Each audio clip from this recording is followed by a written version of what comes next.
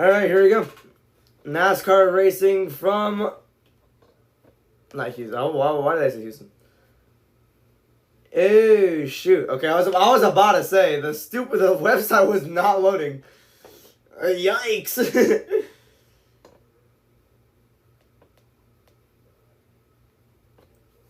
Waiting for this to load, so... Sick. Alright. Here in South Florida, and as we look at the field, Sam Mayer has a little extra incentive today as he goes for that $100,000 Dash for Cash bonus.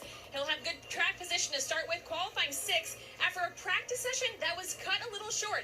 Sam had a right front tire go down early in practice, limiting the time the team had to massage on the car. Despite that shorter session, Sam told me he felt confident about the car's long run. Dylan, again, he starts in the 6th position. And Kim, for Connor Zilic, it's likely going to be a tortoise versus the hare type of day today. They've been honest with themselves, acknowledge they will not be able to beat Larson on the top. They know that, but just keeping the right side clean going to be the goal today. Marty Lindley said, if Larson goes blowing by you, Connor, that's fine. It's not our day. We'll just invite him to Mexico City. That's the next road course. Damn. Zilic is quick, though, today. He starts outside the front row, Carla.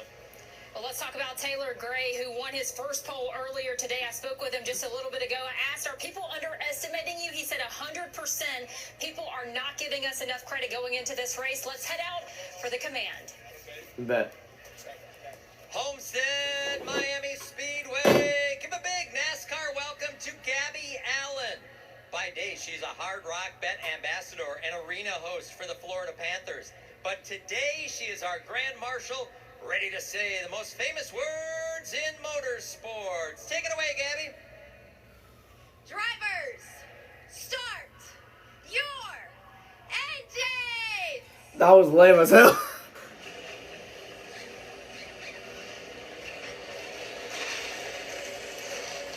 All the waiting is over. We got 2 rookies on the front row in Miami. It is time to push the limit in this race. Double A and the guys welcome us back. We got the NASCAR Xfinity race on deck. If you feel held back by the weight.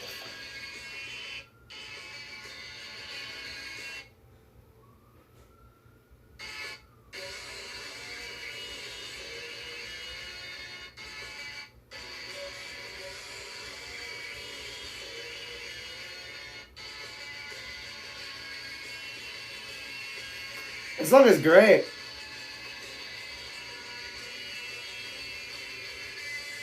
I never let you.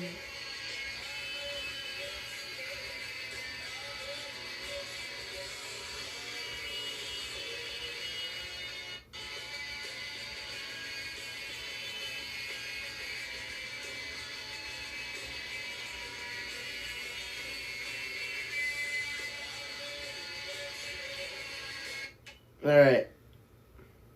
Finn Balor and Dominic Mysterio, that aged so well. Oh no.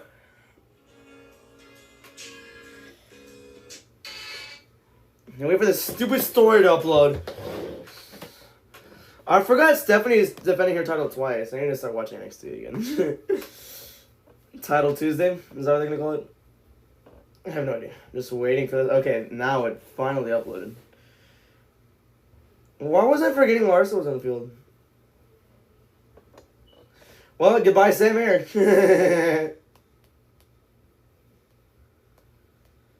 Kyle Larson. Yeah, that's about it. There are my picks for it. So, what was I gonna put? I already put way too much of that first folder I have on this. Oh yeah, I forgot. Never mind. I know what I was gonna do. What was I at? I was in this.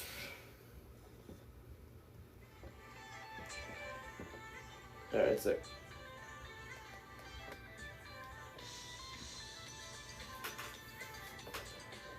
Okay, I hate these flag files, dude. What time was it supposed to be?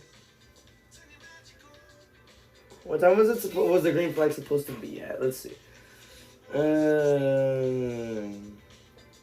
It's at 3:10, so it's in 5 minutes. Did I even do it? I did this right? Yeah, okay.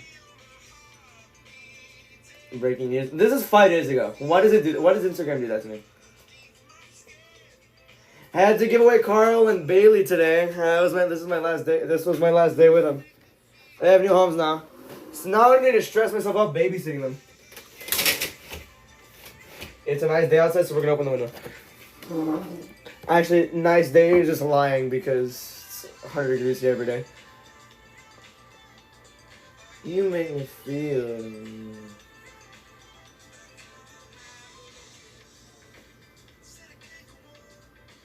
Not in this way.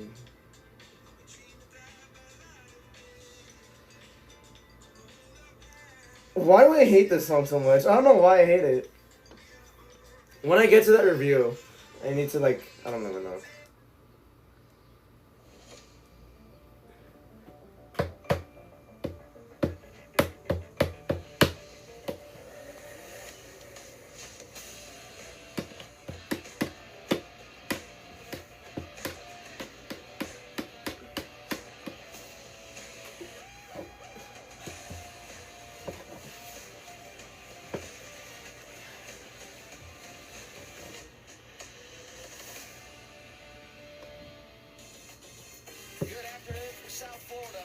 Good afternoon.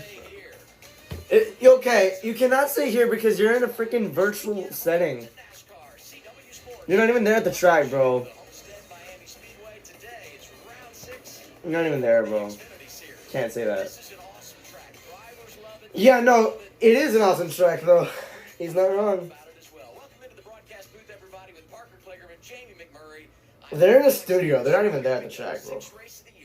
Second in a row at a mile-and-a-half venue, but today an additional $100,000 on the line for some drivers in the dash for cash. Yeah, big money, and you've got guys like Justin Allgaier that have won it 5 times. It's $500,000 extra that he's put in his pocket. And we talked to Sam Mayer, another driver. Yeah, look at this. He's won it twice. Either starting or the dash for cash starting or. Oh, yeah. Justin Allgaier will be starting from 4th. That's going to be Samuel starting from 6th. Jesse Love and Austin Hill 20th and 21st. So those are the dash for cash drivers. So basically, whoever finishes at the best position will get cash. So that's cool, I guess. Kyle Larson at Homestead. He has a 1 Cup win in 2022. He has an Xfinity win from 2015. He had a truck win last night. Honestly, that was a very impressive win last night as well. He did recover from a mistake last night, and if he has an issue today, we might be the winners. Definitely. So we're gonna go over the starting lineup here. Taylor Gray got the pole, so yeah, he'll be starting first. There'll be Connor Zilich in 2nd, Nick Sanchez in 3rd, Justin Allgaier will start 4th, Christian Eckes will start 5th, Sam Mayer 6th, notable name Justin Bosgner in 7th, Ryan Segan 8th, Sean McCready 9th, and Matt DiBenedetto runs at the top 10. Josh Williams 11th, although I'm pretty sure he's going to the rear, and I think he's having a different driver because he has pneumonia. Hopefully he's okay, man. Hopefully he's okay. You have Harrison Burns starting 12th, Williams Wallace 13th, Carson Quapple 14th, Sammy Smith 15th, Blaine Perkins 16th, Kyle Larson 17th, Parker Redslap 18th, Brandon Poole 19th, and Jesse Liv runs at the top 20, Austin Hill 21st, Jeremy Clemens 22nd, Jeb Byrne 23rd, Dean Thompson 24th, Anthony Alfredo 25th, Brad Perez in 26th, Kyle Seek 27th, Ryan Ellis 28th, Myatt Snyder, notable name there, in 29th, and Daniel Dye runs at the top 30. You're going to have Corey Heim 31st, notable name there. Patrick Emmerling 32nd, Leland Honeyman 33rd. Mason Magyar 34th, Joey Gates 35th, Chris Wright 36th, Garrett Smiley 37th, and Brandon Jones in 38th. So, yeah. Beautiful day in South Yeah. Florida. Let's hear from our pit reporters, and we lead things off with Kim Kuhn. Hey, Kim.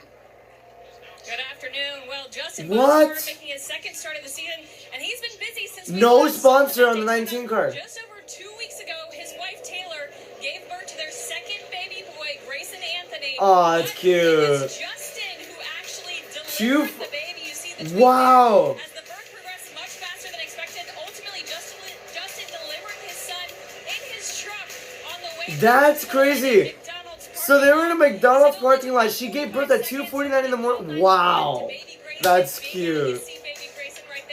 Justin told us today in practice, joking that delivering your own baby and running the wall at Miami, Dylan, are about equally as nerve-wracking. Oh my gosh, that's cute. Top 10s to start this year are more than the AM racing team had over the entire course of last season. So give credit where it's due. This team has taken a big step forward this year. It's interesting talking to Harrison every weekend. As a now Cup Series winner, he's got a great perspective on how to elevate his own game now that he's back full-time in the Xfinity Series. He is a former winner here back in 2020. You see this great late race battle here that he ultimately came out on top of.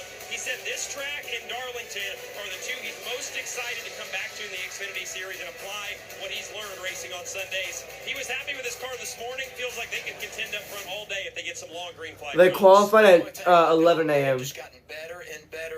They qualified at 11 a.m. So yeah. That's Nick Sanchez. Hey Nick, this is Jamie and the guys up in the booth. You got me? Yes, sir. All right, man. Well, you look great out there in qualifying. We see you're going to start second row inside, but the story has been lines. And are you going to run low? Are you going to run high? Are you going to run in the middle? What's your game plan going in? Where are you going to start? Yeah, thank you for that. As far as my game plan for my Big Machine Vodka Spike Holder Chevrolet, I mean, just get where the grip is, and obviously this racetrack's always evolving, so it's just a matter of changing my driving, changing my line throughout the race, trying to make this number 48 go as fast as Xfinity Mobile. All right, okay. Man, we're going to enjoy watching you. We know that the line's going to move around all day long. Have fun today, buddy. It's been a very up and down season for Nick Sanchez. Started the year off finishing 35th at Daytona. Got 5th the next week at Atlanta. That's good in there. But then you had him finish 24th and then 10th and then 20th. So yeah, been a pretty up and down year so far in the 6th race of the season. I feel like this will be the best of his finishes. I think he'll tie his best finish of the season actually in 5th. So yeah, I should not be doing that. I should not be like predicting where people are going to finish. There's closed captioning. I don't even have that on. Is that why it's CW is always so behind? I have a big feeling Larson will sweep not the weekend, but I feel like I mean it's possible he'll sweep the weekend, but I'm thinking he sweeps the trucks and Xfinity races. So cool there. Hot rod here, no mistakes, discipline just like last week. We'll be in the catbird seat when this race comes to an end. He's the veteran. The rookie starts on the pole. Taylor Gray has started top 10 in every race this year. First career pole coming this afternoon at the Homestead Miami Speedway. It's an all-rookie front row. To his right in the 88 is Connor Zillage. Yeah, and Parker, the one thing that we noticed last night in the truck race, There they come. Oh shoot. It's not preferred turns 1 and 2, but on this initial start, it had way more grip. Yep. Pace car is in. Time to make the magic in Miami. All right, and here we go. Is waving. Here we go at Homestead. Green flag in the air. We're on a win. From Homestead. Trying to get the power down, was not able to. That outside group just does not have the grip when you try to put the power down.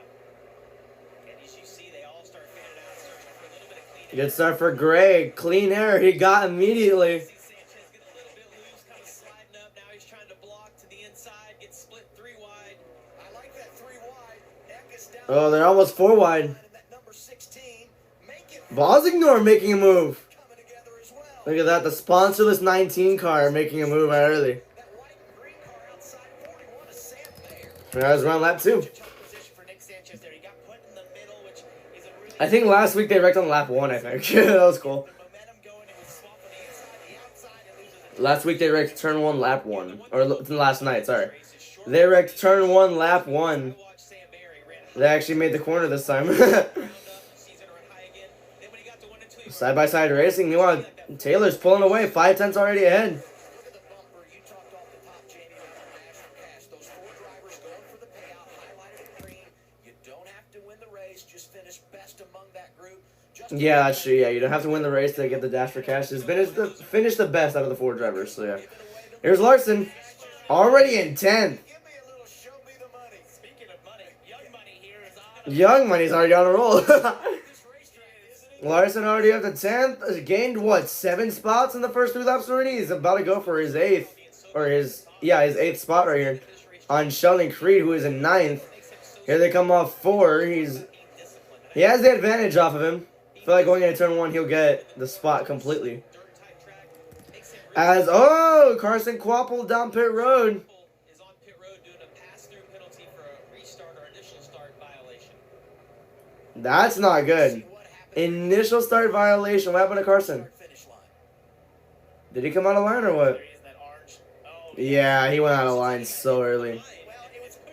He was pushed forward, but at the same time, like, he can't do that.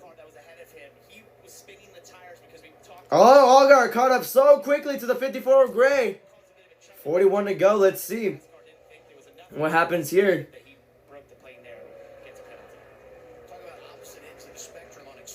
Taylor Gray using the inside to his advantage. Got away from Allgar a little bit coming into turn 2, and now they're down the back straightaway. However hard they race, Sam Mayer's gonna be right there if they have a good battle. They both use the outside going into turn 3 and 4. Actually, the middle of the outside lane in turns 3 and 4. Eckes slides up in front of Bosignor.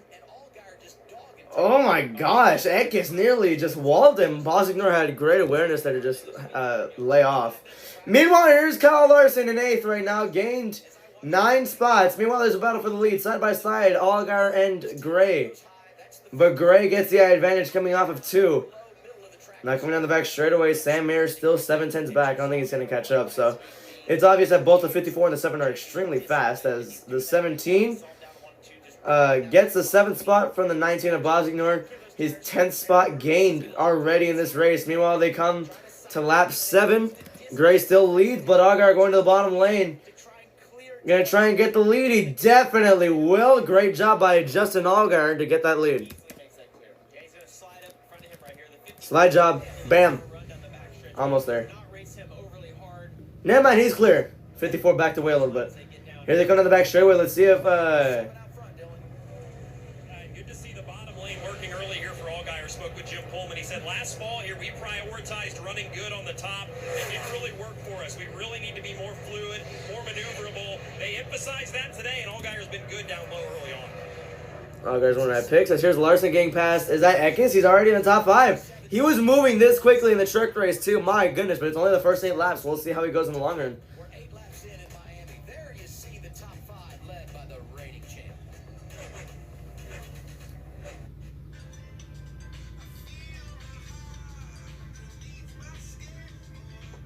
It only took him 7 laps to get from 17th to 5th. He's going for 4th now. It's Taylor Gray. Leads the lap, actually. Not exactly clear yet. That's why I'm not going to change it.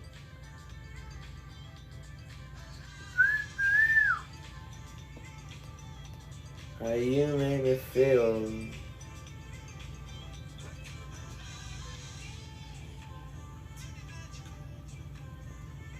God, I've never heard the radio in it. Was it always this bad?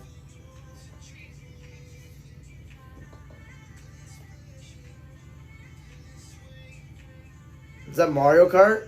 Mario Kart VR? Oh, never mind.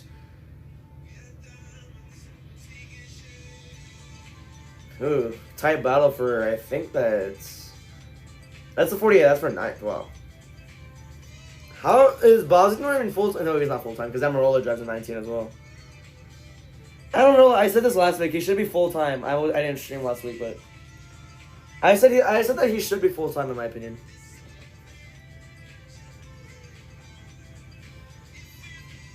Ooh, nice dive. I don't know who that is. That is a differently colored car. I just don't know who it is.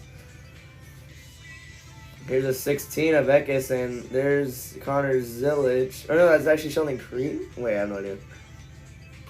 The quality on this website's not that great, so at least I get to watch it. I'd rather take like 360 quality over it lagging the entire time.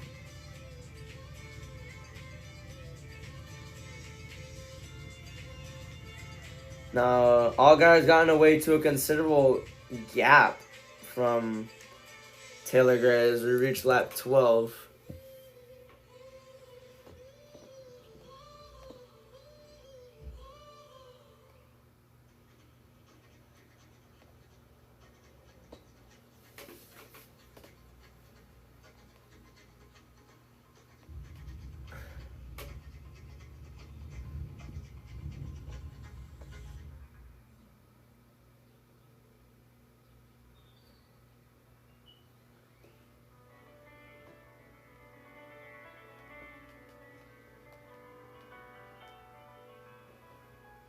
It sounds horrible. Why? That is not good quality.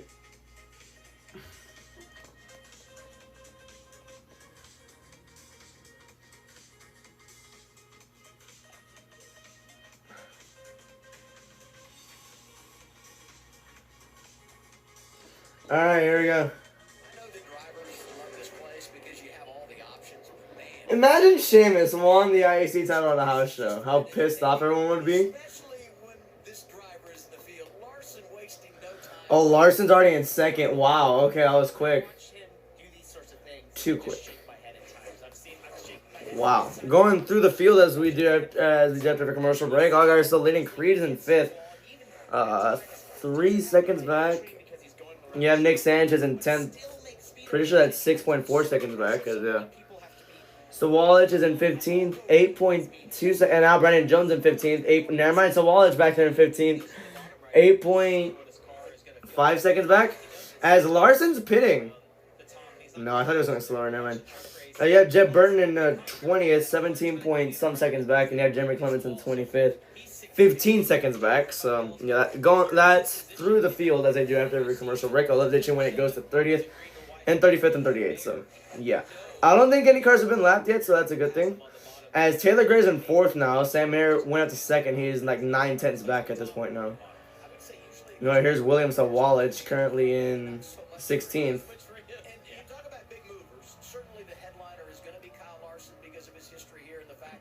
Brandon Jones has moved up the most spots. Wow, 23 spots so far.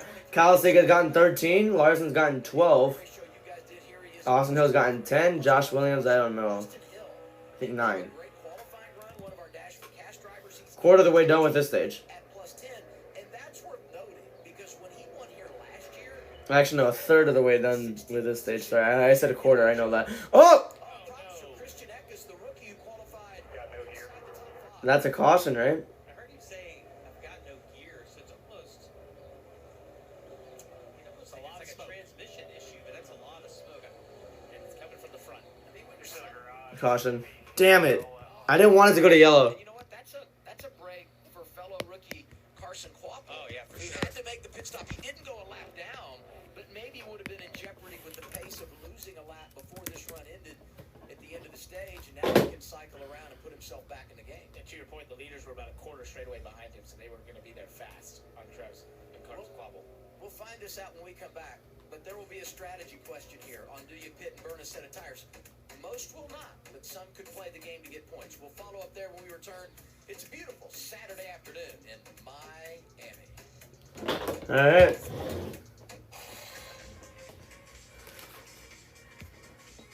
That's never a good thing if we had a caution this early. We'll be back.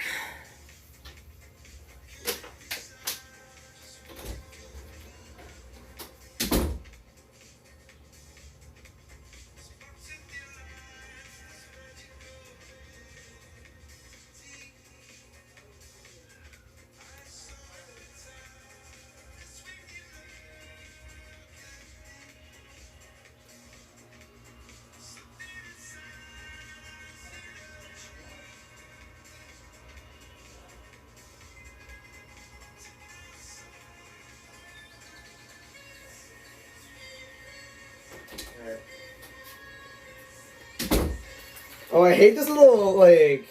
Oh my god, it's Hazel. I see Hazel. Hazel, hi. Hazel's outside my window right now. Hi, Hazel. She hates me.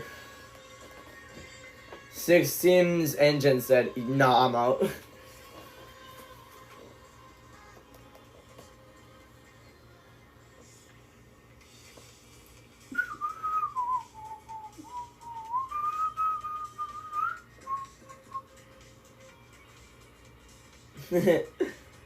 Bet.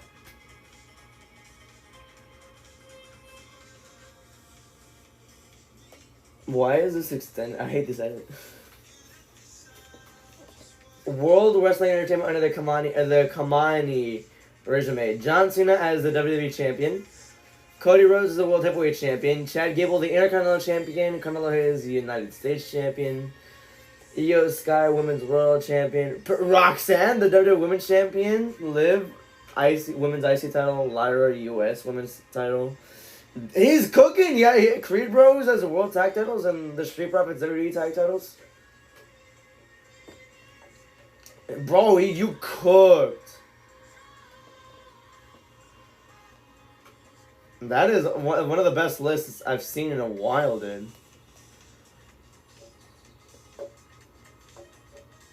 I wouldn't move on it even if she rejected it. Damn, bro, the Gooning goes crazy. Gunther was good. Gunther's good, but Walter was something different. His aura was crazy. Fat Gunther was a beast. He was truly scary. I could see it. I can't lie. With the theme song as well. Holy crap. Walter was actually fun to watch. Fat Gunther was a beast. The fact, okay, I'm also impressed that he lost all the weight that he also had, too. Water. CW Sports coverage of the NASCAR Xfinity Series is brought to you by Progressive. Save when you bundle home, auto, and motorcycle insurance. Visit Progressive.com. Fat Gunther's a wild statement, too. NASCAR American Express car. Seen all the drivers in the field today that have won here. And the only I wouldn't pick here. It's the first stage. A caution came out. No biggie. Snyder driving the 91. Unless I had an issue or handling was terrible, I just wouldn't pick. Race for Richard Childress Racing a few years ago. Only win in his career. If you were going to win one race, I know Daytona probably. I forgot Myatt Snyder. This was Homestead in 2021 was his only win, I think. With the caution out, 91 going to come down and get a little service here. They were running 33rd. Yeah, it doesn't look like they're going to put tires on. They're just making an adjustment right there. Understandable. Like I said, if I had handling issues, I'd just come down pit road. Other than that, there's no reason to come down this early. Behind the wheel. So yeah. Pretty big adjustment there. A lot of rounds, not left rear. Nick Sanchez qualified third. The rookie from Nick Sanchez qualified 30s and 9th. So yeah, he's 5'8", 156 pounds. His fitness is running for cardio and strength exercises. His diet is red meat, coffee, Cuban coffee, water, tiramisu, and cheesecake. That's actually nice. What the hell? I'm hungry now. Even though I just ate. I'm kidding. That's a good diet though for someone like Nick Sanchez. I weigh more than him. Oh, I'm fat. You know what? I'll be right back. I'm gonna weigh myself real quick. I feel like I've lost a good amount. I just ate lunch though, so I don't know. Take away the lunch. That's 2 pounds.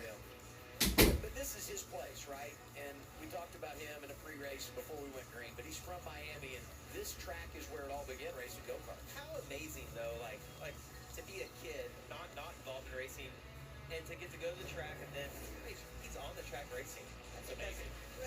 His uncle gave his dad tickets to a truck race here a number of years Probably ago. mad at him now. And that's why he's in NASCAR. All guy are leading under caution, middle stage of this opening step.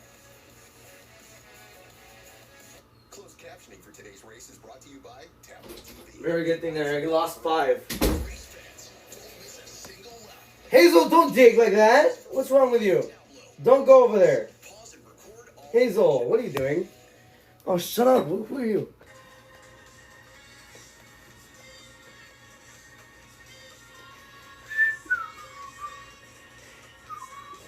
Hazel, what are you doing down there, bro?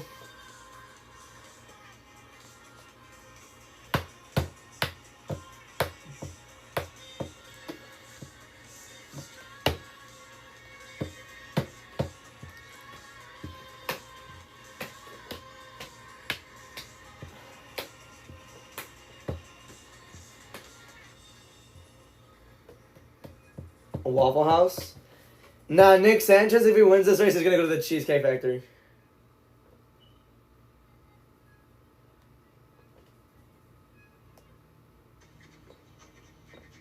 There's a revamp. Let's see what the revamp sounds like. Terrible metadata, by the way.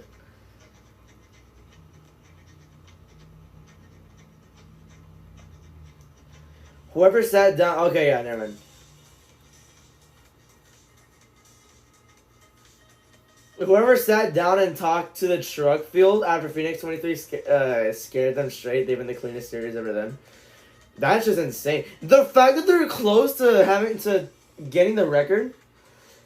Hold on. The fact the fact that it's been 18 races and they're going to the record. The record is 20. The fact that they're actually going closer to that record without being in overtime. What the?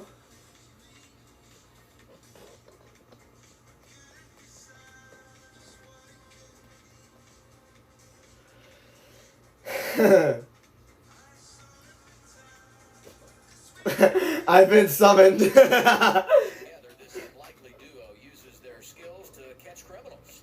Catch an all-new episode of the hit series Wild Cards. Wednesday, 8/7 Central. It's right here on the CW. I have this freaking gash in my shoulder.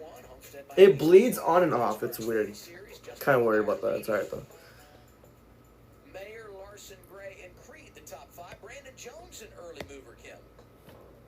Yeah, up to the 15th position after starting last. And what we do need to know, we talked about him not being able to make qualifying laps because of the oil leak in practice. What that did give him, despite starting last, was a slight tire advantage. He used that. I talked to him before he got in the car. He said, I want to be at least up 10 spots in the first few laps. Well, he got that and more. Again, up 23 spots. Right now, Brendan just saying tighten the corner, Dylan. He has no stability when he gets back in the throttle. And Kim, another big mover we've already documented, Kyle Larson from 15th to 3rd. I asked his crew chief, Adam Wall, how do you rein him in all day? How do you keep the right side on? And he said, it's hard to because the real speed is the Larson line right up against the wall. It also The saves Larson tires up line? there, so you don't want to move around too much. I think the good news is Kyle did it pretty efficiently. He had to run the bottom a little bit, but they were pretty smooth on the racetrack. Kyle didn't have too much to say about the race car other than he's pretty happy with it. They've done what they needed to do. They got the track position. Now Larson can go to work. Dylan talking about Larson. They're talking about him on 7 Radio as well.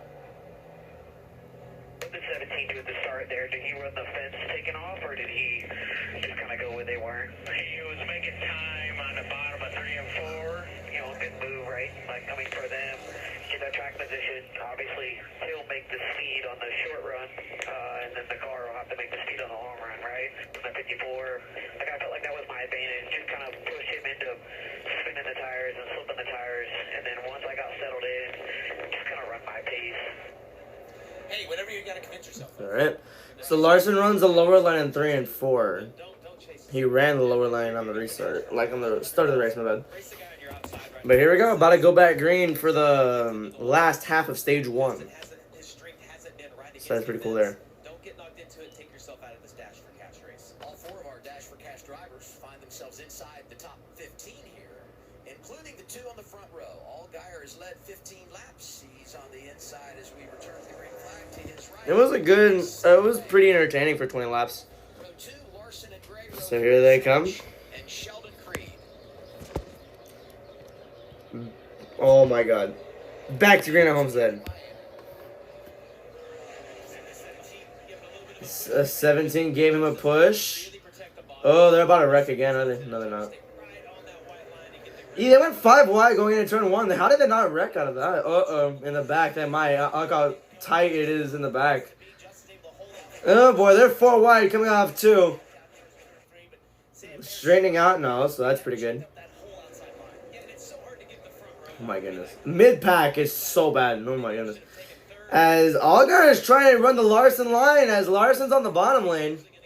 Here they come for 21 to go on the stage.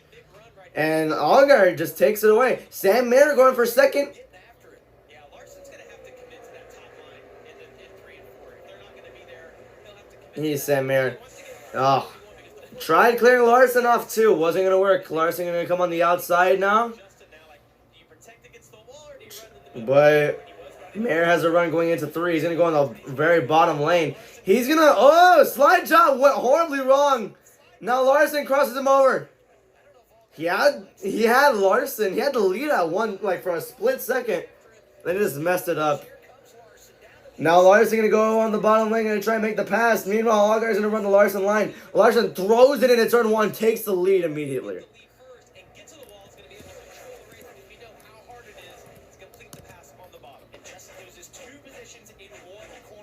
Ooh.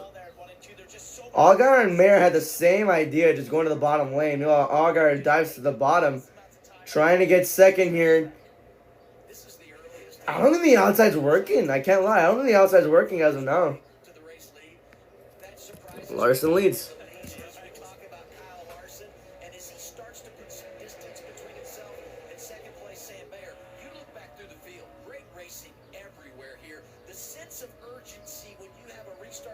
And so Wallach, that's where he is right now. So Wallach is currently. How far back is it? So Wallach. There's Garrett Smithley. I don't know how far Garrett Smithley's back. Okay. So for the fastest lap of the race, belongs to Justin Bosignor, 19th. Here's Garrett Smithley. I don't know how far back this is. Is this like mid-20s? It looks like it's mid-20s where he's running. I don't see the 19 anywhere, to be honest with you. This is probably like 27th and all that. But Smithley's making up spots. Nice. He's not even in the top 25. Oh my goodness. Well, he's in 30th. There's Myatt Snyder in 35th. 12 seconds back. So yeah.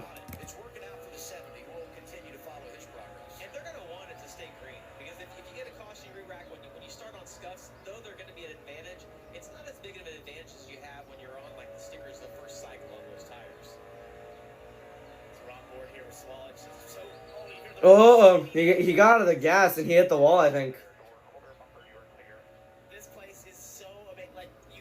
He's good though. He's good. He's in 27th right now.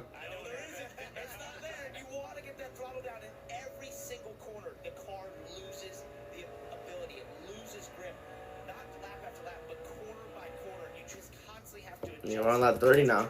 I'm trying to see the okay. The caution's out. Yeah, you just jinxed it.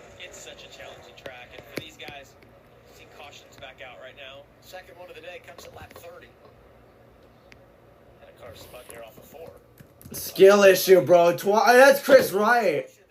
Came out with the engine issue for Christian Eckes. He has taken his car to the garage, done for the day.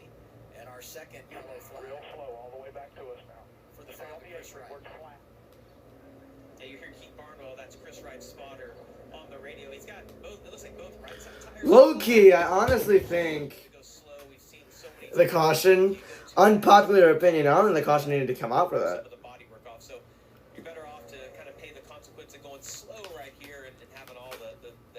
Like, he could have spun out, but no debris would have been left, so he could have just slowed it on the pit road. They could have kept going, in my opinion. Where was the spin at? It depends where it was. Unless he hit something. That was closer to Myatt Snyder, nearly slamming his door.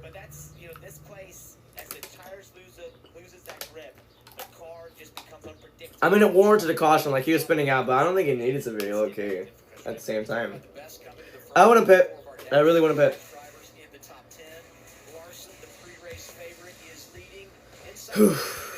I'm so tired.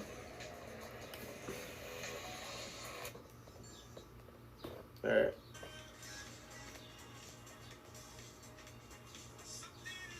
That's crazy.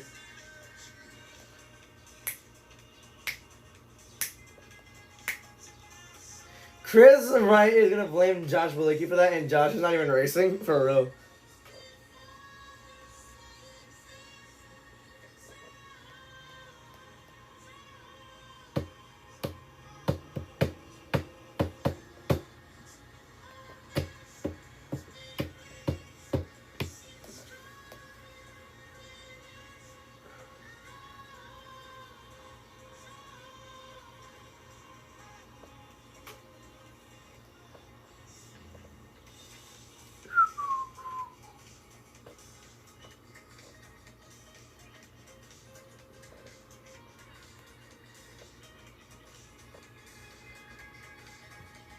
Seth pins Roman. Ooh. Maybe.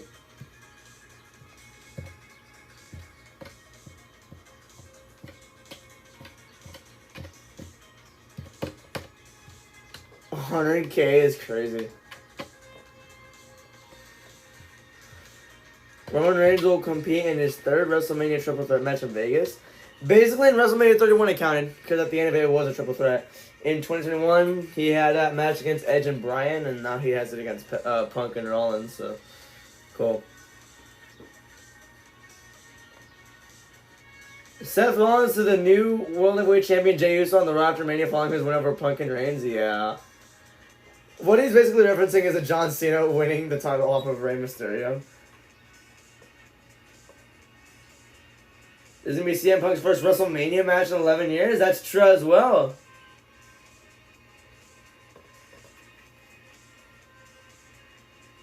I don't think Roman's going to win. Josh Hutcherson is now the owner of a Love Bun. Who's that?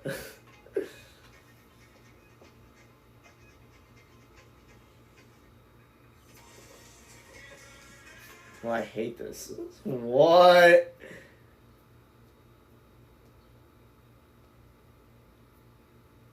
Paul Heyman? Siding with Seth? Nah. I don't think so. Imagine they would do that, though. I love when they do swerves like that. When a swerve makes sense, I love when they do that.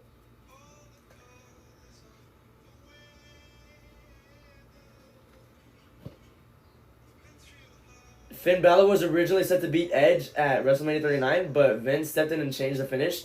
Edge pushed for Demon Finn to win the match. Oh my gosh, can that old guy just die already? Okay, I cannot say that a lot, but come on. Literally half of the IWC wants him to die, and the other 40% of the IWC doesn't want to wish anything on him. They just want to wish him just the worst, not death. And 10% of them are Vince supporters, so eesh, but still. Oh, I might get canceled for that, but who cares? I mean, I'm not wrong. That makes me more mad that Finn was supposed to win that match. If Finn won that match, his credibility wouldn't have been as shot as it is right now, man. So pissed off right now. Green flag back on the air. 12 laps to go. Back to the racing. Someone spun the tires. I didn't see who it was, though. I think it was Sam Mayer. As Larson and Allgaier switch lanes. Now Allgaier trying to go on the bottom of Larson. Now here they come down the back straightaway. Yeah, you're just trying to get out of the wake of the car in front of you because the track kind of has grip everywhere, especially in 1 and 2 on the restart.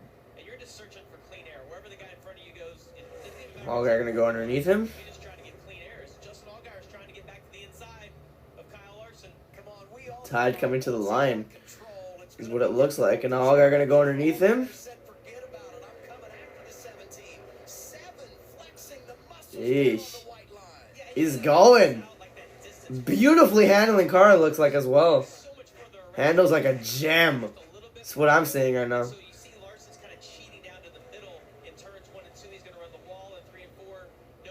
Ooh. Allgaier got a better run going into the entry of turn number 4. Now coming on the front stretch, it looks like Larson got the better of him. 10 to go.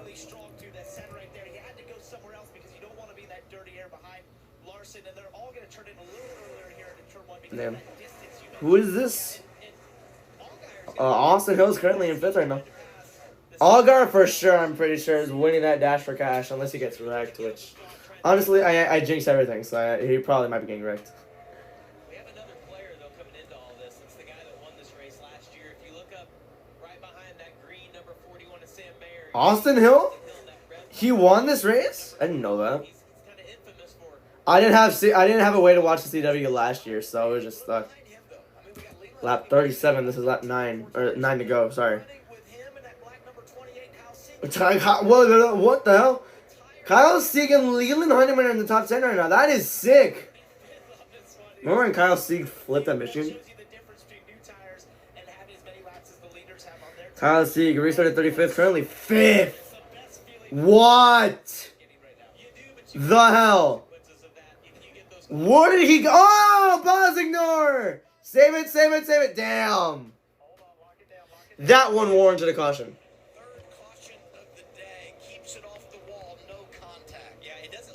That one warranted a caution because it was right at the front of the field, or it was mid-pack.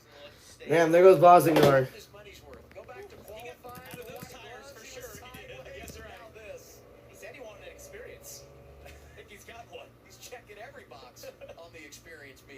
he's going to be in the same position as Kyle Sieg. He's going to come in, put tires on, and hopefully be able to drive up there and get some stage points. They're not doing this based on strategy. They're just going to be put in this position. You see, he got the inside right there, just trying to get woed up, then staying off of Taylor Gray. Taylor saw him coming up the racetrack. You saw him move Gives up, teammates. and then trying to get away. Spotter probably on the radio telling him, give him some room, give him some room. And the difference for Justin, what he experienced in qualifying, having that car be a loose new tires versus what you have when these tires are as worn as this, there's no catching it. When it's that sideways, with the battle level, the grip level you have, that car is gone far before you ever got it all the way sideways. So it's just that when you get this low on grip, you've got to be more disciplined. You've got to be more precise with the race car. Otherwise, you're going to end up a big slide like that and then spinning out.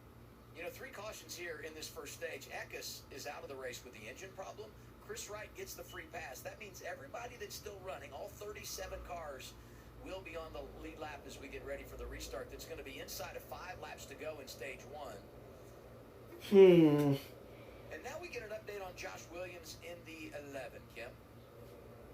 Yeah, Josh Williams, we've been talking about the pneumonia he's had for the past few weeks. Last weekend, he had to get out of the car at Vegas. Ty Dillon in the car. Ty continued that and practiced and qualified that car for Josh. Josh taking the green flag, checked in with the team. Josh feels great right now, so much so that they have dismissed Ty Dillon. So Josh intends to run all 200 laps here. They'll look for some slight changes to make it more like what Josh needs at the end of this stage. As we talk about the 19, we saw that slide he made.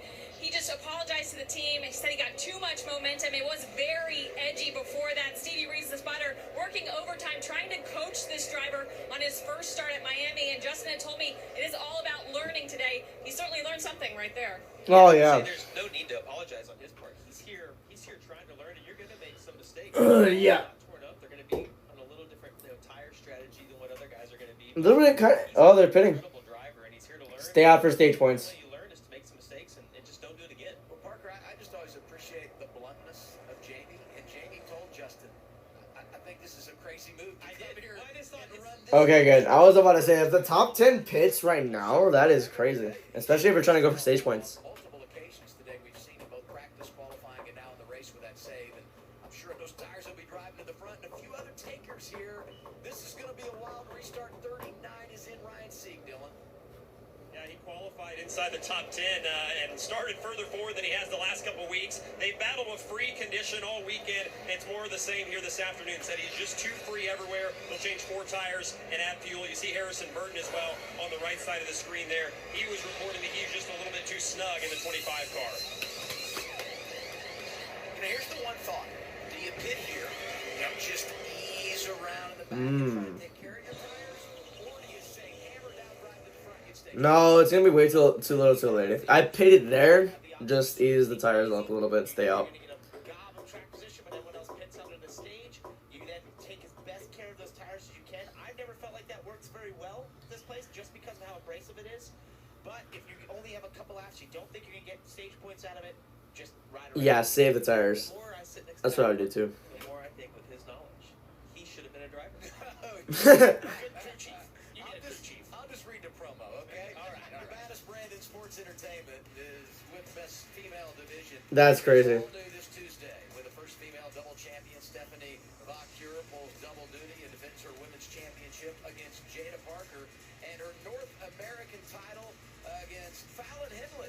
Don't miss WWE NXT Tuesday, 8/7 Central, right here on the CW. Bet. I'm Team Jada.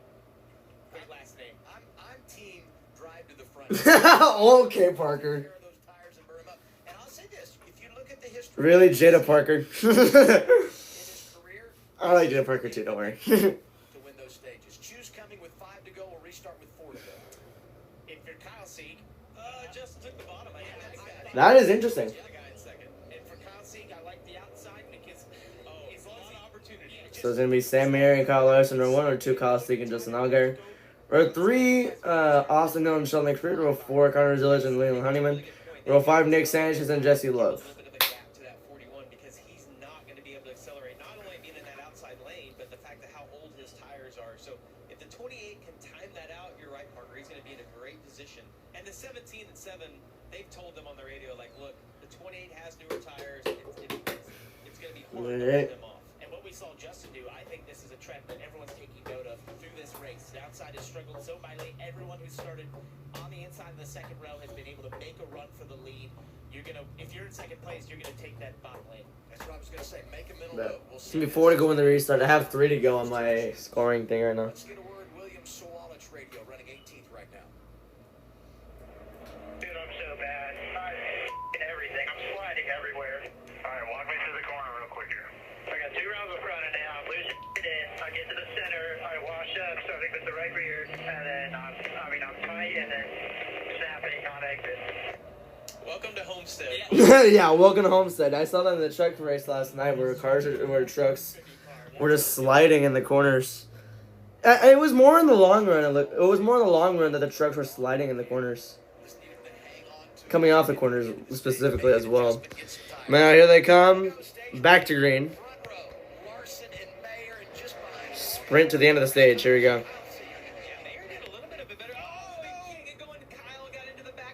What happened there? I was busy trying to change the colors. I thought a wreck happened. Apparently something happened with Kyle Sieg. He's back to 6th now. He was in the second row on the restart.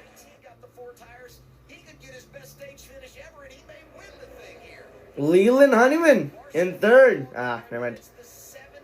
Lost momentum. It's gonna be 3 to go coming across the line here. Honeyman, he has a chance to get on the inside. No, it didn't go yet. There's Kyle Sieg in 5th now. It's gonna be a sick race for the win, I guess. If only this was the end of it.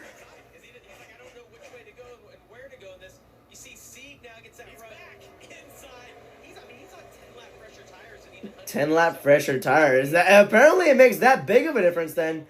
All got messed up. And now Kyle Sieg's going for the lead. Here they come down the front straightaway. Push from Sam Mayer, though, 2 to go. Ignore that in the background. 28's going. He has no sponsor. Ooh. He's way on the bottom. Larson's way on the top. He's going to come off of 2, and he's going to take the lead, I'm pretty sure. Definitely. He takes the lead, and he's clear. 10-lap fresher tires, man. They make the difference. Watch Sam Mayer on the bottom lane. Gonna try and make a move on him. No, it's not gonna work. Who is this? This is Sammy Smith. My bad. I thought it was a 13 for some reason. Sammy Smith, a second. Oh, contact. They save it. Final lap of the stage. I think Kyle Sieg just won his first ever stage, man. What the hell? Sammy Smith's gonna go for second. Wait, hold on. It's not over yet. 4 tenths, 3 tenths. Oh wow, wait, that's close. Here they come. Playoff point or not? Sammy's going for it. He's going to win it like that. Wow. Impressive. 10-lap fresher tires. They work, and Sammy Smith steals the stage win.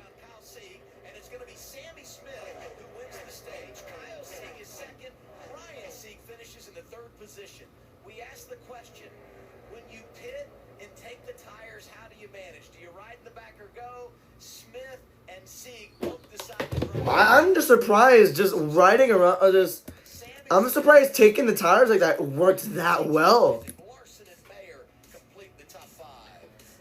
I'm surprised it worked that well, man. What the hell?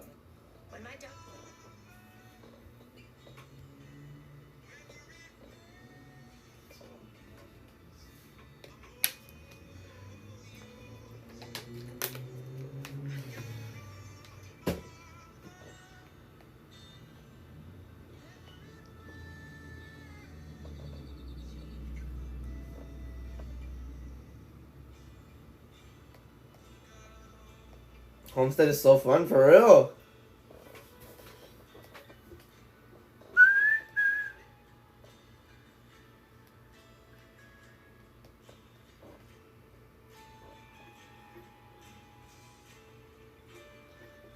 Guys, that.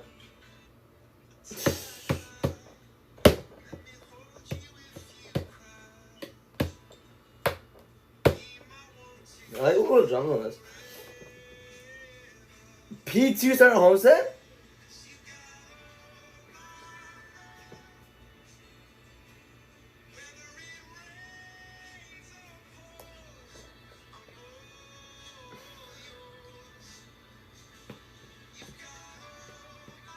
Make their players look like my search history.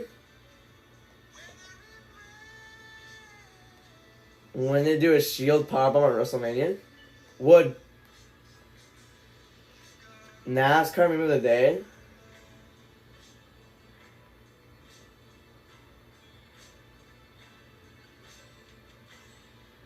Wow, okay. Chris Wright crashing is like finding bread at a bakery. Yeah.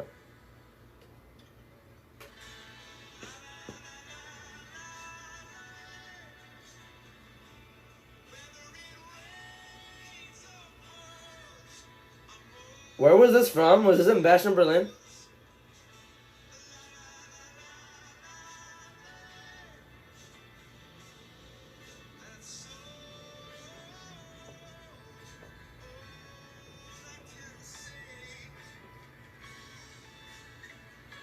Larson's got nothing on the Siegs. Wild.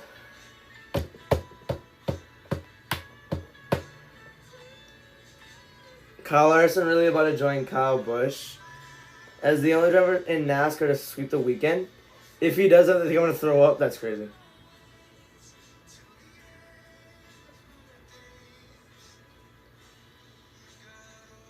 Daniel Bryan's worst match is still better than Yeet Man's singles career. Is he cooking? My view of the Larson's fan. Okay, Bob. Bob was just using some horrible website to watch the race.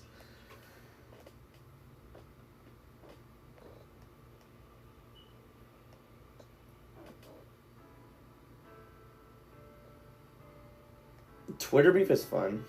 When you're only when it's for advancing storylines and all that, that's when it's fun. Cody and Cena are carrying the road to WrestleMania this year. I agree wholeheartedly. Miami Speedway, the ending to that stage was amazing. Let's go down to Progressive Pit Road. Here's Kim. Bet. And you see that line of cars making their way down pit road. Top box, that's Sam Mayer in that white and lime green car. Despite having a good run at that stage, he said, "This is hard. I've never had the top be so bad." He felt like the right front got killed after that close call. Balance a little loose, struggling to pass and stay with the leaders on the restarts was his biggest complaint. They'll take 4 fresh Goodyear tires, Sunoco fuel, slight air pressure. Dylan. Justin Allgaier in the middle of the screen was a little bit free on corner exit. Otherwise felt pretty good, but then got 15 point something. Kyle Larson said he was tight mostly off of turn 4. Expected that to be Our guy gets a 14.3, it looks like. But Sammy Smith gets the race off pit road. Sammy Smith, you see him pitted. Just want to mention, think they're playing here. Take those tires off that they just put Kyle on. Sieg loses 7. Honeyman loses 3. So they got the track position. They're at a little bit of a tire disadvantage, but they've got the track position and a little bit something to work with now. So far, so good. They executed the strategy, right? They've got the lead, and he went All right. +2 for Larson. Allgaier gained some as well. We'll reset when we return. All right, bet.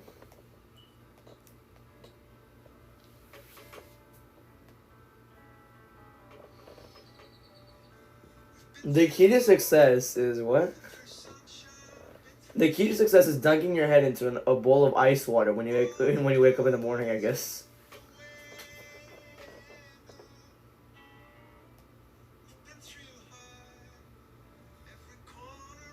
Oh, when Larson hit the tire barrier, like the barrels of sand in 2023?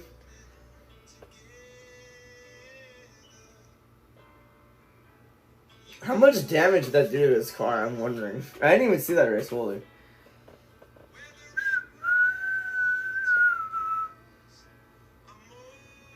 That was a manic stage, yeah.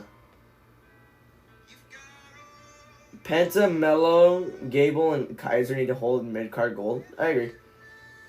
In 2025. Why do I see this guy everywhere now? I have no idea.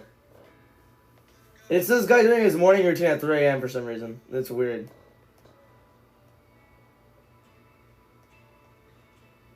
Oddly specific. I don't know what's specific about it. If you hate this one, you will burn in hell, and I never want to see your stupid account on my timeline ever again. I agree. Julia hate is terrible. Never hate Julia. This is the 3rd week in a row without Alexa Bliss on SmackDown. Terrible. Finally, it's Sammy Smith Saturday. What if I started go? Never mind. I don't even know what to say. Yeah, I don't know what to say either.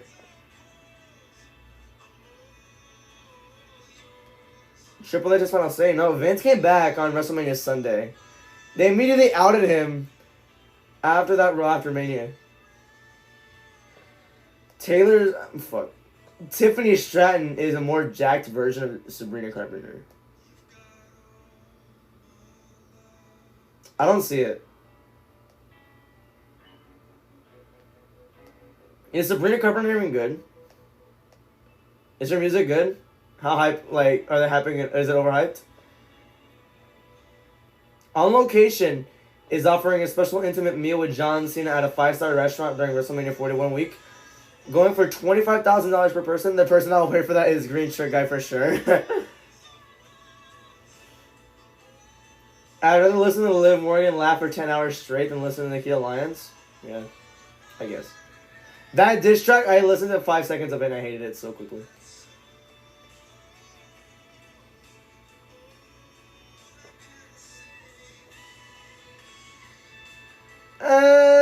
Sort of competitive, sort of. I don't know. Yeah, Vince McMahon really killed out one of the coolest characters in WWE history. Regardless of creative decisions, wanting Vince back is weird. People want Vince back.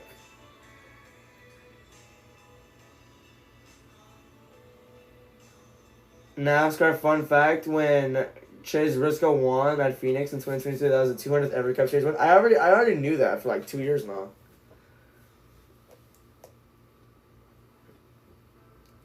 Try to be original on this app, level impossible. Yeah, everyone's stealing everyone's tweets. Plagiarism goes hard on Twitter, right?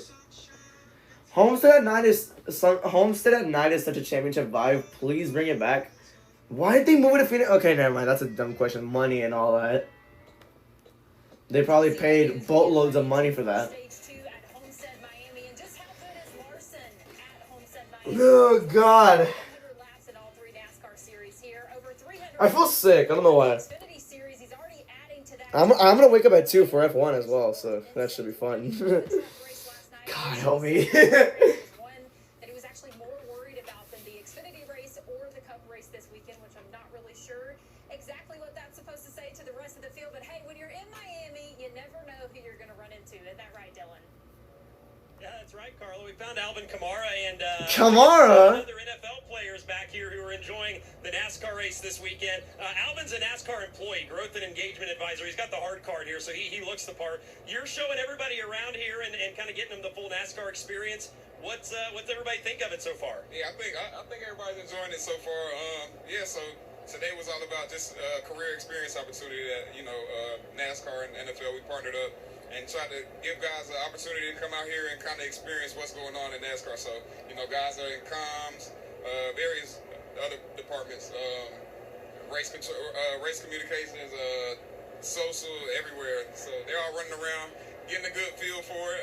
They're all excited. Everybody loves the pit. Everybody loves being down on track. So everybody's having a good time. Yeah, they've been down here having a lot of fun, hanging out and enjoying the weekend. Thank you, Alvin. Enjoy the rest of the weekend and good luck in your season too. Hey, Dylan, I think we should line up and you two should race in a 40-yard dash later. Oh, yeah, for sure. Get him in the combine, please. Webb and Allgaier. Driving through too many pit stalls is crazy, dude. End of my life right now. Yeah, so the rule is you can drive through 3 pit stalls. As we see Justin driving in, he's going to clip that one. 1, 2, 3, and that's the 4th one as he gets stopped in his. That's just Yeah, too many pit stalls he drove through, yeah. Exactly what that is. Let's hear what Justin had to say about it. So the vacant pit box is in play. So you get the vacant box 88 and the 70. Did you clip the 10? Well, I didn't think I did, but I guess if they say I did. Yeah, so the reality of this situation, though, is for Justin is that he didn't need to do all that, right? Like, there's plenty of room on pit road. He's just got to take that into consideration. He's going to have to dig himself out of a hole right now, but he didn't need to drive through all those pit stalls. And I will say there's the vacant pit box. That's on him, in my opinion. That's on him. Markers there know that that's opening. Now, he will have that on his dash. A little map they give you. The team will tell you beforehand, hey, there is an opening before. So that gives you enough room to go in, even just 2 stalls away. You don't need to use all those stalls to line up. The other thing I'll say Alright, we're going to go back in for stage 2 here. later in this race, when the sun is setting, it's really hard to see your pit box. As Harrison Burton is the leader. Oh my gosh, man. I cannot find a comfortable position here. Alright, here we go. It's going to be lap 9 out of 45 here. Going back to green. I'm not going to win. Oh, Jesse Love blocked the 48 on the outside. Nearly wrecked himself. Williams Sawallich trying to clear for the lead. How well that... Oh, it worked pretty well for Sawallich. Sawallich was complaining about the car earlier in the race. Now it looks like he's leading just fine. Jesse Love, man, made up at least, what, 7 spots on that one straightaway? That's what it looks like. Nearly wrecked himself right on the restart. And now we're on double digits for stage 2. 3 wide for the lead here going into turn 1. And that's about it for Sawallich. As Jesse Love takes the lead. Will it last? I don't think so. Actually, never mind. He got a push from Sam Mayer coming off of 2. Down the back straightaway.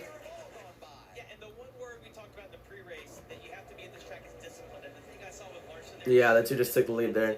He's going to run with it. He's the... Oh, it's him and Mayer battling for the Dash for Cash lead right now.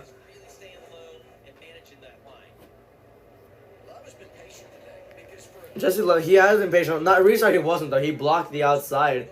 And he has set the new fastest lap of the race, too.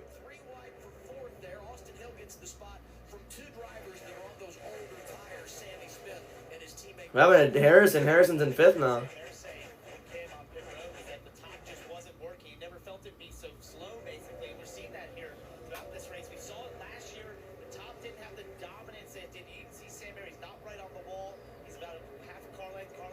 And here they come.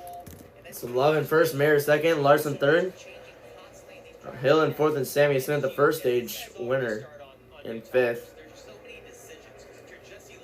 3 different lanes. Jesse Love is running towards the middle. Sam Mayer's way on the outside, Larson's way on the bottom.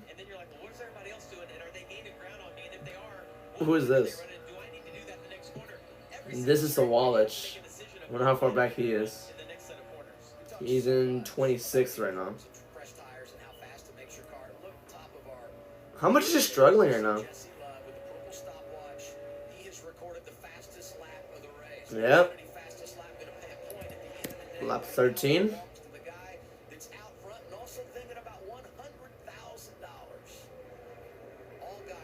$100,000 here online. Obviously, that's gonna have to wait till the end of the race. Since the restart, Allgaier has moved up 13 spots. Jesse Love and Sam Mayer moved up 7. Never mind, Ryan Sea's actually moved up 8 now. Austin Hunt, I'm thinking he moved up 6. Ooh, Dean Thompson way at the track. Messed up Perkins' line a little bit along with Clements. As Sam Mayer passing Jesse Love now. But Jesse Love trying to cross him over as they come down the back straightaway. He's not clear. Yeah, he was never clear of... Never mind. Oh, coming down in turn 3. Yeah, I think Mayer got the better of him on the outside lane there. Definitely. The 41 of Sam Mayer takes the lead as we are a third of the way through of stage 2.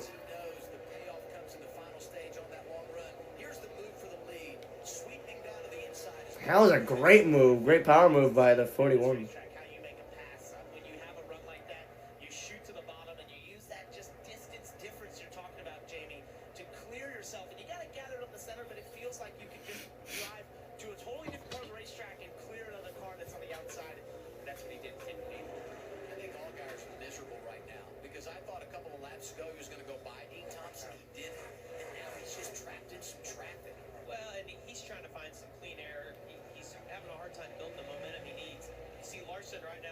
Larson getting past Jesse Love now for 2nd.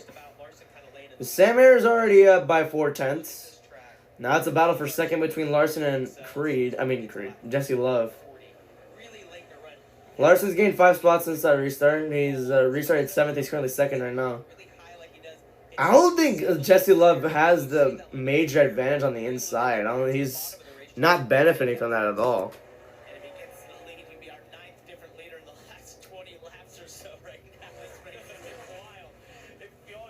9 different leaders in the last 20 laps. And you have 3 of the Dash for Cash cars in the top 5 right now. Meanwhile, Allgaier is in 21st. Actually, 20th now, to be exact. Just see how this goes. Look how much deeper though the 17 drove into the corner, got right on the 41's bumper, and all these guys, it seems like the pass is easier to make into turn 1. So if I'm the 17 right now, running behind the 41, I almost want to follow him right now through turns 1 and 2, try to get as close as I can 2 and 3 and 4, and then make the pass when I get back to 1 and 2 the next time. Allgaier trying to get back into the top 20. Allgaier in 19th now. Carefully making his positions back up as he made one on Josh Williams. Here's Honeyman now that he's going to make a move on.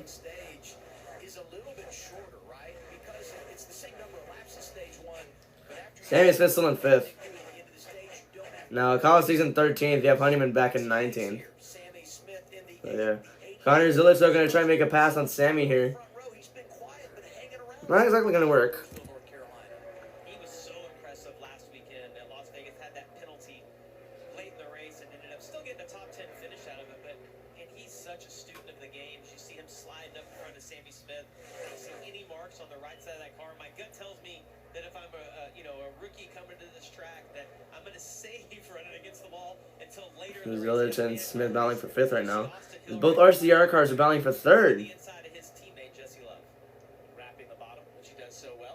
Ooh, he's there. Not exactly. Never mind. Lap 20.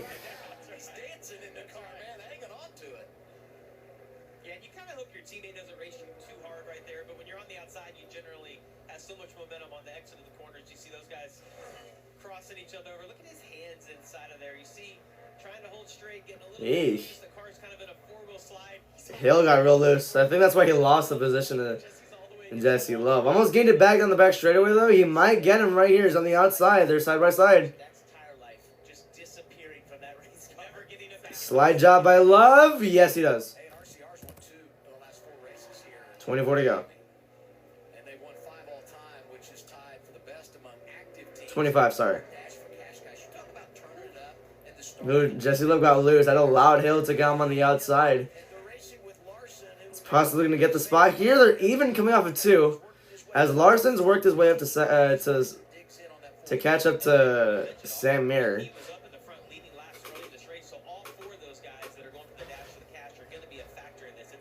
Yeah, boy. He'll take. It's still clear of him. 24 to go now. Hill trying to get 3rd. He almost cleared him going into turn 1. Yeah, he's cleared now for sure. Yeah, Hill, no, Jesse Love backed off a little bit. It's going to allow Austin Hill to get away. As now Larson not dive bombs. He dives underneath. Won't get him there. Here they come off 4. It'll be 23 to go. I feel like that's where Sam Mayer got the better of Larson.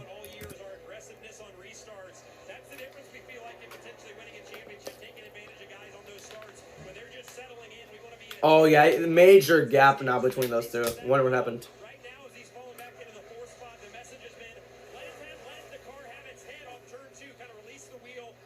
As Allgaier's at the 14th now.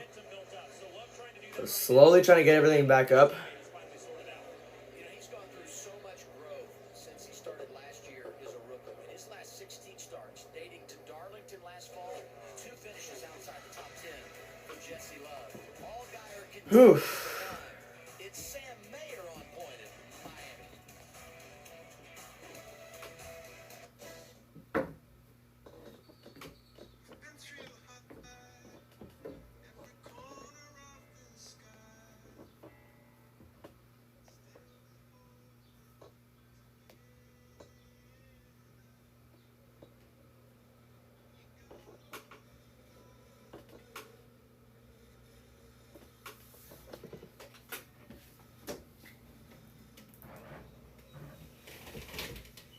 Okay, there's a guy there, so I had to close the window.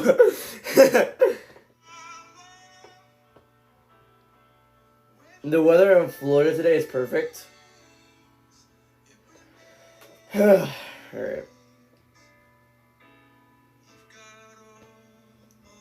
What happened to that rear promo? Yeah, bro.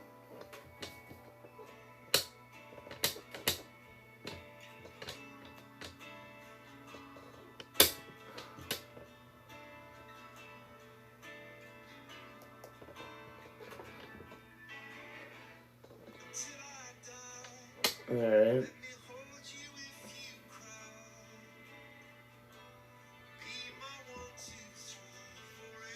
Let's wait for the notifications here.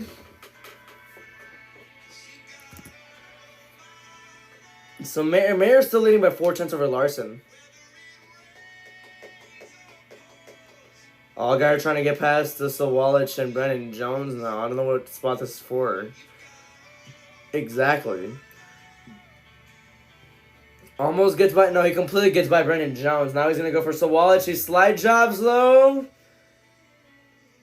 So at the track. You're going to get tucked nicely between the 1 and the 20.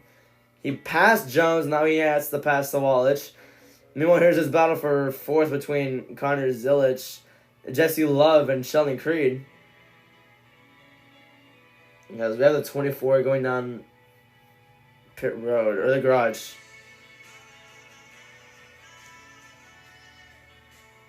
Creed is in the outside as Zilich stacked himself up with Jesse Love. I think that's going to allow the 00 to pull away. As Larson trying to gain his ground back up. He lost it because he messed up a corner. I just don't know how badly he messed it up though.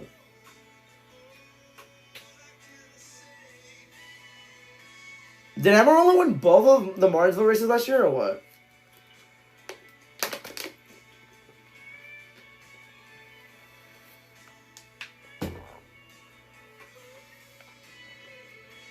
Last year's spring Martinsville race I didn't even watch because of WrestleMania.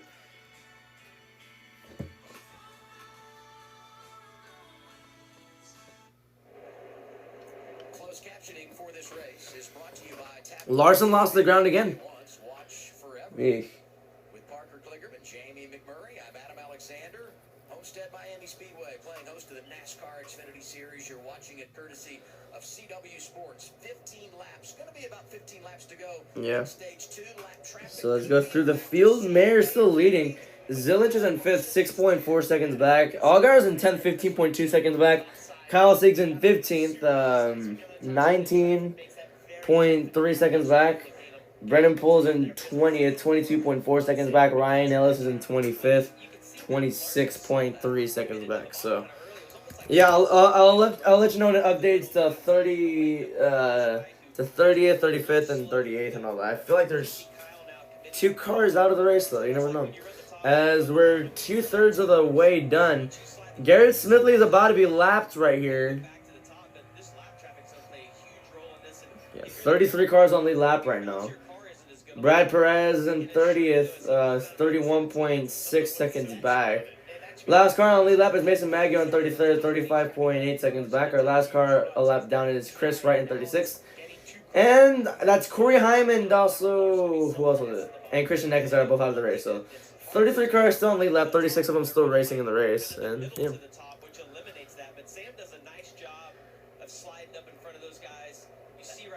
Meanwhile, here's Sam Mayer up front. You can't wall ride. Sheldon Creed gets by Austin Hill though really well. Hey, Larson's close. I feel like Larson's car is just giving out as soon as he just gets to the 41 car.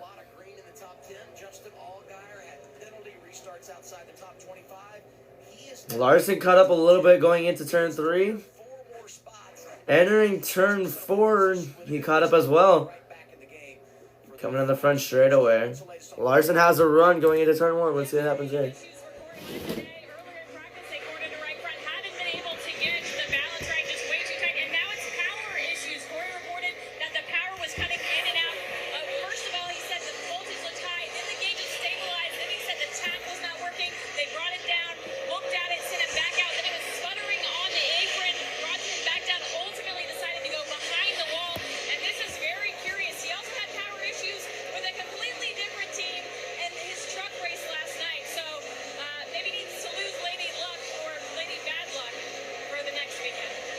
Horrible weekend for Corey Heim, man. I mean, he did amazing. He swept the stages last night in the truck race and was dominating the entire time, the fastest truck there. His truck shut off 3 times, and he recovered all 3 times, but the last time the truck shut off, Larson took advantage and got the win. Just feel bad for him because that win was his right there. Just like his truck just had so many issues that night, just cost him the win. Now today he has power steering issues, so now he's in the garage. He's not out of the race just yet. He's off of it, but doesn't look good for him right now. But he's also on 10-lap older tires, and that's huge at this track. As you see earlier in the race, trying to stay off Taylor Gray, ends up spinning out, had to get off strategy. But I'm really impressed. Not just that he's running in 12th position, but he's doing it on those older tires. He's running 12 on older tires. That's pretty cool. Tires for everybody else. It's going to be really good. He's taking quick notes, right? Learning, like he said, he wanted the experience. He wanted to learn each and every lap, and he's doing just that. And to be on those tires and holding position. Is that okay? Leland Honeyman's a lap down. Never mind. Shows how quickly he's learning. How about the fact that Leland Honeyman in a 70 is going to go a lap down? They played the strategy. He was in 3rd at one point at the end of stage 1. Now at the end of stage 2, he's a lap down. Funny how things work sometimes, huh?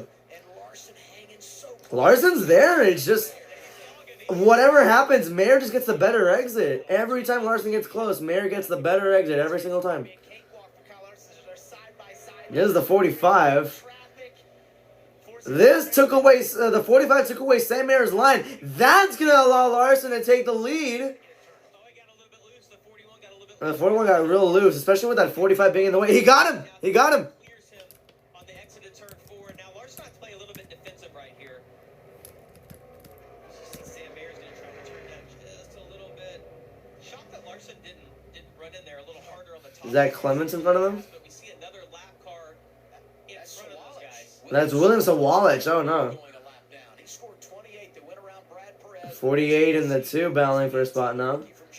Last car left down is Sawalich in 28th, so yeah. And Nick Sanchez has actually been turning some really fast lap times. He's been top 5 Yeah. lap times as he's gone through the top 10 here, knocking on the door, possibly in the top 5.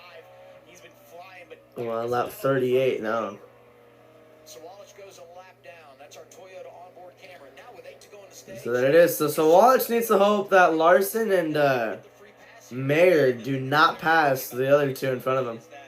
I thought once Kyle got to the lead that maybe he would just drive away, but they're not. I mean, these cars are super comparable. The 17 was able to get through lap traffic just a little bit better, but the 41 car, you look how close he is right there to the wall, chasing Kyle, trying to do everything he can to keep up with him. 41's super competitive and every bit as good as the 17. 8 to go, coming to 7 to go here. 41 is not going to leave Larson alone that easily.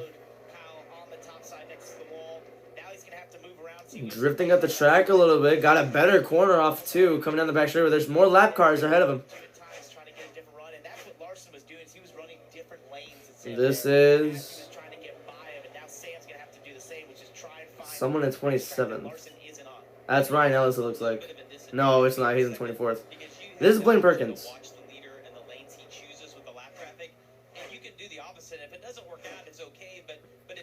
This is exactly what William Sawalich does not need right now. 6 to go to the end of stage 2. And maybe possible trouble for the most recent winner here and the guy in the 4th position, Austin Hill. Take a listen to what he told his team on the radio. I think I got a tire warning. It's starting to fall off pretty hard. Guys, be ready for you here if you need it. Yeesh. It's not good. The team is ready on the wall. They're hoping to make it the next 6 laps to the end of the stage. This was interesting, though, because I asked Austin specifically about his tires last race because they came with the same car, the same setup as when he won here. He said last race, every tire they took off the car looked absolutely great, which is interesting because we know he used the bottom that can eat up the tires way faster here at Homestead. But we'll take a look at him once they come off the car at the end of this stage. Yeah, it's interesting to hear that he has cording on the tires right now. We'll see. We'll see. I'll say this though, if you go back to last week, they had the loose wheel. I mean, different type of issue, right, than what we're maybe experiencing here. But he had the loose wheel, had to make the unscheduled pit stop, but everything worked out. And the way that race cycled at the end, it opened the door for him to get a top finish. If the caution had come out, no way they finished there, and that's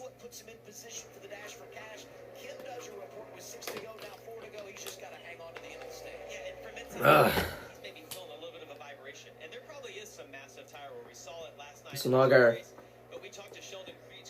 Currently 9th. He already started 36. Pretty cool there. Every 10 laps, he's moved up 10 spots. Or 7 spots. He's moved up 27 since the restart, though. Sheldon Creed's moved up 12. Taylor Gray has gotten 9. Alfredo has gotten 5. Ryan Seeger's gotten 3. As he's spinning. Perfect timing. Oh, it's issues. Never mind. It sounds like they may have blown up. I was listening to Tim Fiedel on the radio, and he said, think we're blowing up, and then they dove to pit road here, and Ryan was crawling to a stop. So it sounds like maybe a terminal issue on the 39. That's not good. It's interesting to have two engine issues in this race where this isn't necessarily a track that's super Should have, because you run fast at the beginning, but then the pace slows down so much. I'll go back to this though, but I think it was the tire. Oh! Yeah, the tire was blowing out. Same thing happened with Austin Hill. Sometimes the spotter sees a car going slow and thinks, why are they going slow? And so that's what he says there. But Yeah, right. he didn't say anything, just Dean Thompson, the next one to get laps here. tires. You saw he had a Along with Jet Burton. Third straight week that they've had an issue, right? I mean, you go back, they had to go to the back end. Yeah, Jet Burton needs to pray that he doesn't get to the 99. Final lap of stage 2, though. Today with just a couple of laps to go in stage 2, and now one remaining. Jet Burton needs to hold him up as much as he can. Mayer, Sheldon Creed, Austin Hill, Connor Zilic, the top 5. Sanchez, Battle for the free pass now between the 26 and the 27. Hold on real quick. Allgaier, and Jones, the top 10. Yeah, Kyle Larson been really good around the bottom in all this lap traffic. He's been able to just kind of roll. 26 with Thompson needs to make a move here. He Just not sliding the car at all. can't even go underneath. So Jet Burton is going to get the free pass, it looks like. Great traffic, better than anyone else. I think he really took care of those tires early, like you mentioned. I don't think Kyle Larson's good. How low he's exiting. What happened to Larson? He just flat good. Kyle Larson wins What happened to Larson? He was going slow at the end of it. career. He just let the 27 and the 26 both are great laps back. 9 of his last 15 starts. He'll be in control most likely when we hit the final. Never mind. I don't know. It done in front of Mayer, Creed, Hill, and Zilic. Allgaier got back to 8th. Pit stops when we return on a beautiful Saturday in Miami. Oh my god, I'm struggling now. Alright, we're on the final stage though. So that's cool.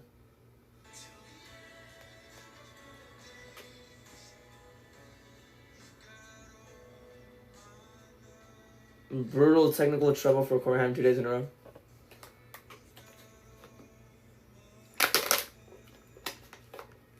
Yeah, the 19 does not have a sponsor, no.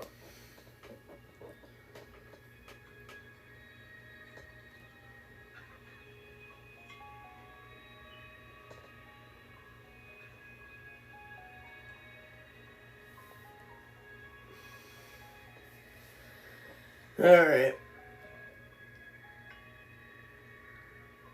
I love that intro.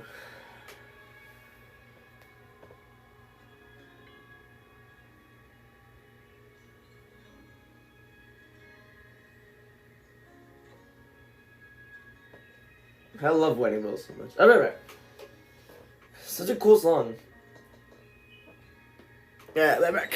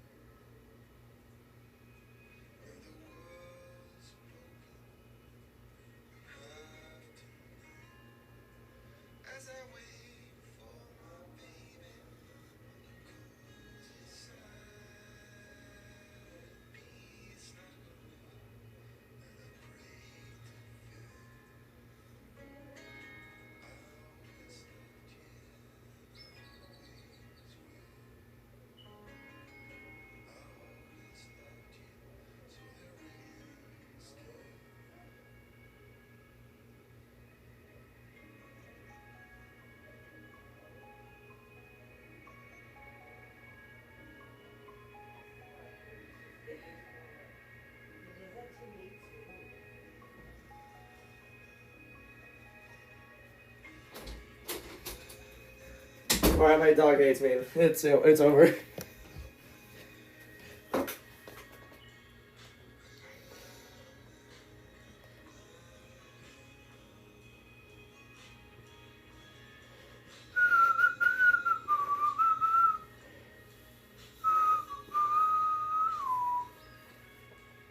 Alright. Oh, shoot. I used my remote. Oh, stupid me. Corral honors our nation's heroes. And by Liberty Mutual. Only pay for what you need. Liberty Man and Doug. I haven't seen that commercial in a hot minute. For the NASCAR Xfinity Series, going to be a fun 100-lap run to the Here we go. Progressive Pit Road is open, Kim. And Sheldon Creed service already started. You see him at the top there in that red and white machine. Big adjustment there. He said he feels like he was better that run, but just too tight on entry. He had to slow down too much to get it to turn. His teammate in the middle, Sam Mayer there, he said I killed the right front, but overall the car is good. Does not think he needed anything. No changes for Sam Mayer, Dylan. Race leader Kyle Larson fairly happy with his race car. He said it felt slick with the front end when I was running up top. Pretty good around the bottom. They're cognizant of building tight on this last long run. They stuck a wrench in the back window to make a chassis adjustment to help Larson free up. And Larson wins it off the road. Progressive Pit Road. Larson takes care of business. Austin Hill right. Austin Hill was second, Sam Mayer the third. One for Sam Mayer, the restart when we return. Alright.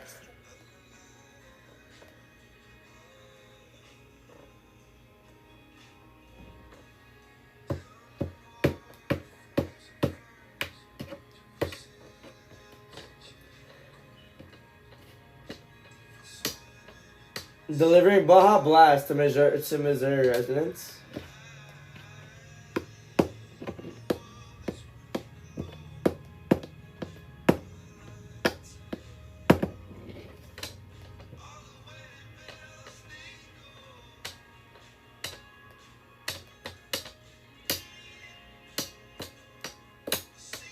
Uncle Howdy and the Wyatt Six are cleared to compete. WWE is waiting for the right time to reintroduce the faction.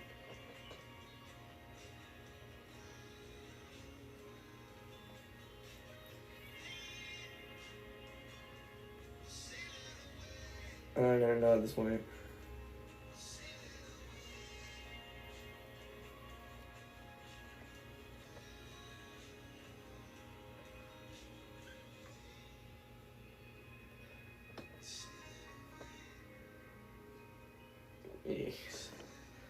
Bo Dallas got injured, so it's just, I don't know. Bo Dallas was injured, and that just killed the momentum of all of them.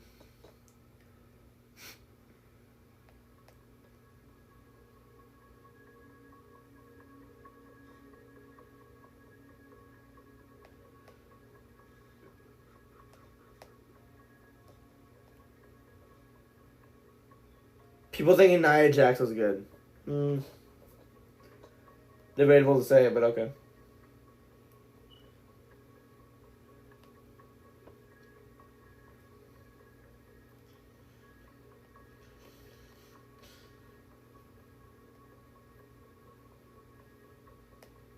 What is the saddest thing you've seen on the internet? Oh, no. Do not show me that.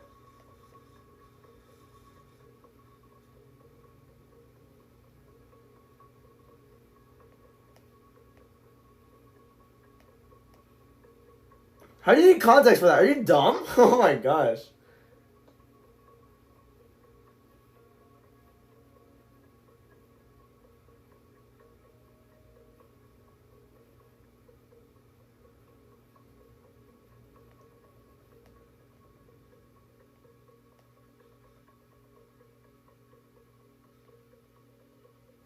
Want to play COD? Oh my gosh.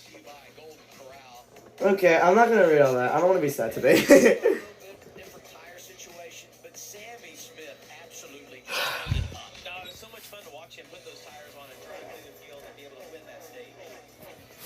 They pitted with like 6 or 7 to go. They get the 4 tires. Alright.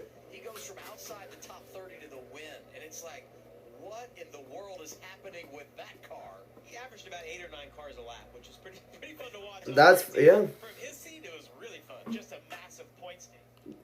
And you get that coin with my foot? Yay. 12, so I mean, it really paid off for them in a So 104 to go coming up. They won that stage by putting tires on, and then they put another set of tires on at the stage break. So they have a set of scuffs. 52 fun-filled green flag, 52 minutes of green flag racing.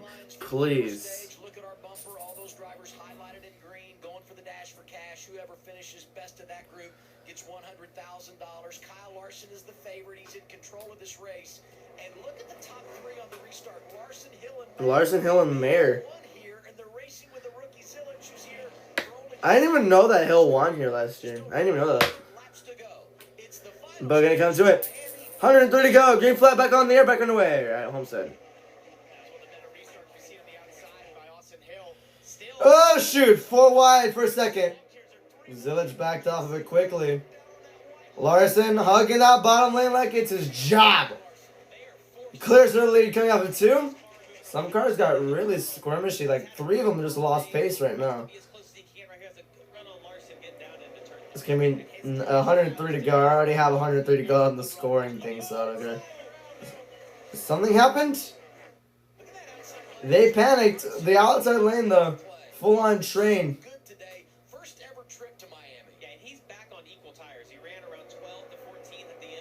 103 to go here.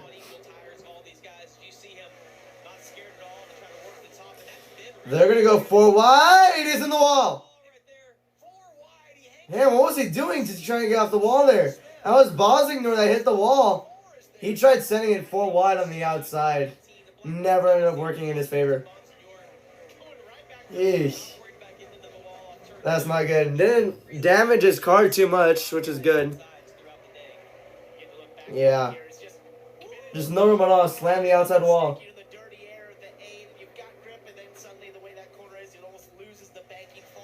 Nearly wrecked the car in front of him as well. I don't know who that was. That was a red car for sure. Where's Bosner at? He almost wrecked Sammy Smith. As now, Sam Mayer's going to go for the lead. Oh, he's close there. He actually got a good run off of him. 101 to go. We have reached triple digits on the race so far. Halfway home, it looks like. Hold on, not yet. Larson drifting up the track a little bit. Here they come off of turn 2. Side by side for the lead coming down the back straightaway. Never mind. Hill. Sam Mayer tucks behind Larson. As Larson pulls away coming down the back straightaway. Jesse Love on the inside. I don't know how far. I don't know how close he's gonna get on the inside. Yeah. And officially halfway home here at Homestead, Miami.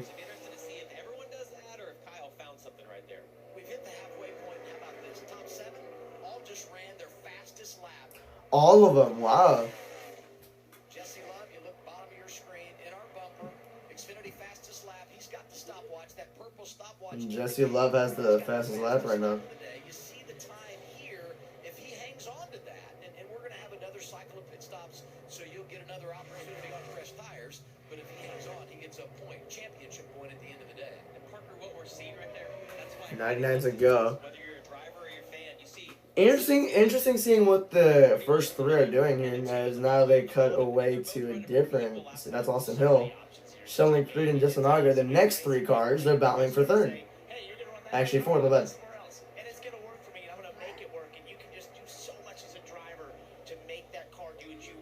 It's more of a battle with the 7 and the 00 instead.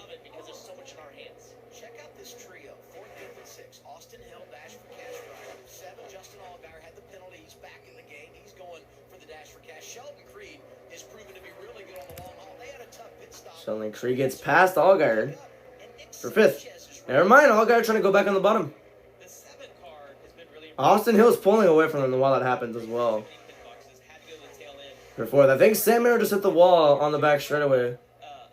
I don't know exactly if that was the case, but that's what I saw.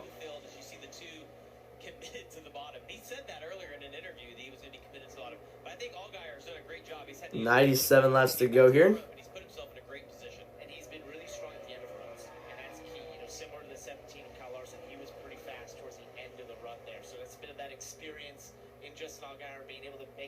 Longevity in that race car. It's taken him some time now as he gets towards the front here to get through some of these cars and maybe get back to the top 5. But he has that speed if he can get there just being clean air. Let's get a report from Kim. Yeah, Austin Hill currently running in the 4th position. Towards the end of that stage, we gave you that radio where Austin said he felt like the tire was cording. And as they pulled those tires off, in fact, he was right. There was cording. You see it right there on the right front that came off the 21 at the end of that stage. Now, it could be a product of what the balance of the car was doing. It was way too tight that run. They did make a decent size adjustment, but Austin said he didn't want it to be sideways and burn off the right rear. For whatever adjustment they made the last time, they doubled it this time. We'll keep an eye on if he's got any other front tire problems during this run. So Austin Hill was right about the cording. It had a pretty big chunk of it on the left front.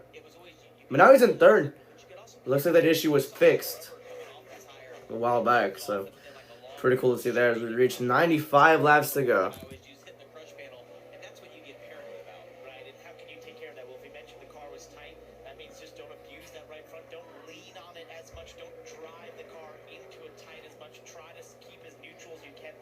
I'm locking the door as soon as he goes to commercial again. People have been running or being, it's early on in these races. Sometimes the top doesn't have a lot of rubber. It can start to hurt a tire. So there's all those choices and those differences as a driver you can do to affect that. He'll pass never mind. Allgaier did pass Sheldon Creed though. Yeah, I'm not going to take all the blame on us. Because now they're looking at the back of the pack now.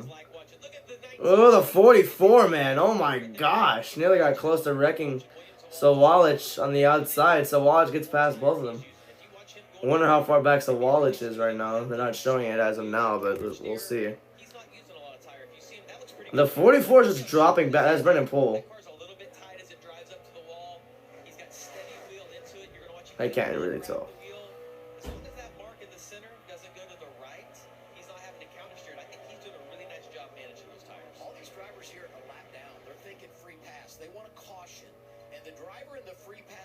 Right now is Ryan Sieg. Remember, we talked tires. He made the unscheduled pit stop just before the end of stage 2. They haven't pitted in a while. He's 1 lap down in 25th. He says, give me a caution because I know I can come down, get tires, and put myself back in the game. I never saved tires. If I was racing the lucky dog, I raced as hard as I could, just hope the caution came out. Racing for the 6th position, the 48 is Sanchez. Battle for 6, Sanchez and Creed. Is Sheldon Creed, a pair of drivers looking for their first career victory here today. And it's interesting when you look at Creed driving the 00, right? Cole Custer got his first win of his Xfinity career right here at Miami, driving the 00 in 2017. When I saw that, I'm like, maybe today is the day for Creed. And Sheldon really needs the wall. 92 to go. He's so good at that. And when it is the place to be, he'll be one of the fastest. It's just right now we've seen earlier in these 108 career Xfinity Series starts. 13-time runner-up for Sheldon Creed. So he's staying committed to it. That could potentially pay off as we talk about taking care of tires, being faster later to run than earlier to run. That's something he does do well. But right now, sort of losing touch to the top 5 a little bit, so he's going to have to hope this sort of turns the other way here quickly. Just over 90 laps to go. How about this? All 4 of our Dash for Cash drivers inside the top 5, but right now none of them have anything for Kyle Larson. Nope.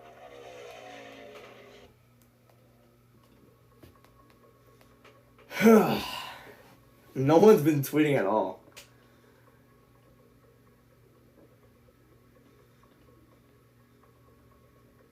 $90 to go.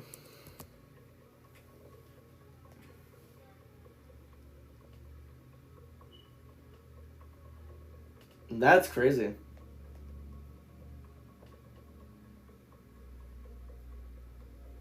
Why is there so many hidden replies? And you get blocked for that? That's terrible, man.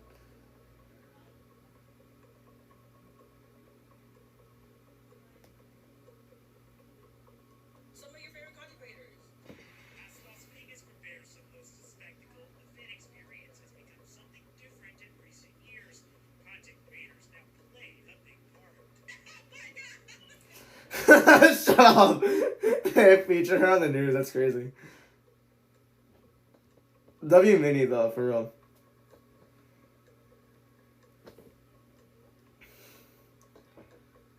Nothing but love for Finn Balor. Hell yeah. Finally, man. He needs a push, I swear. Larson is ahead by 2 seconds now. They're just focusing on random battles without the pack.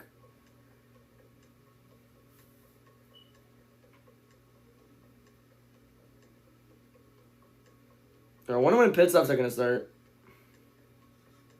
Don't know how long exactly they can last without fuel. 113.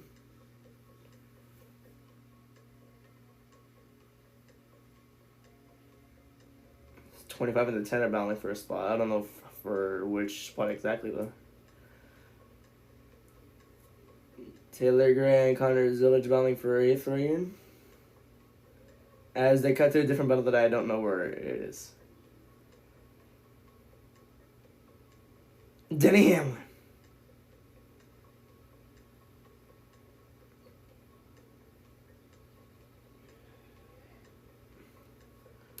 At 114.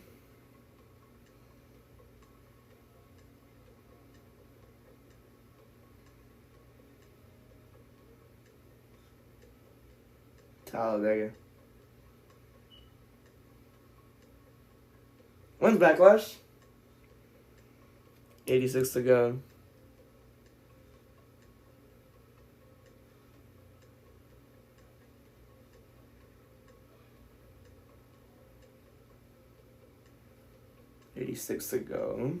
RCR cars battling for 3rd right here. I think Jesse Love got by Austin Hill a while ago, actually. Alright. Back in Miami, we take a look at Nick Sanchez. Nick Sanchez, 23 years old from Miami. Wow. So basically hometown favorite.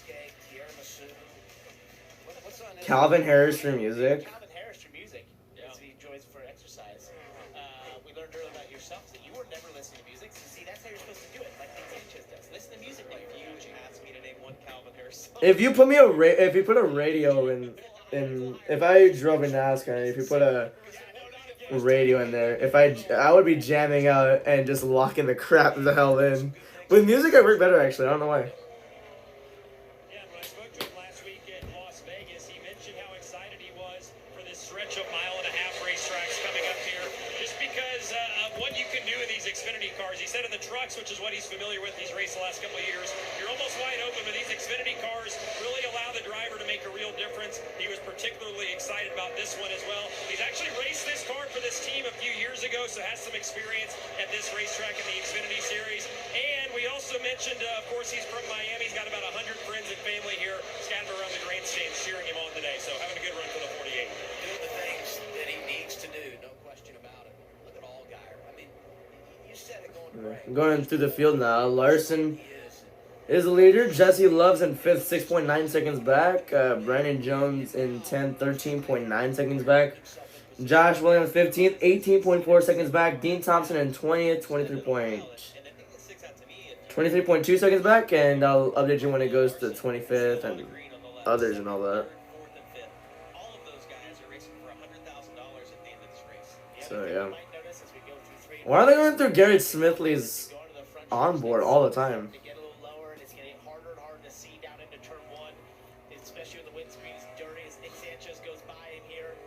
Lap 82, or 82 to go, sorry.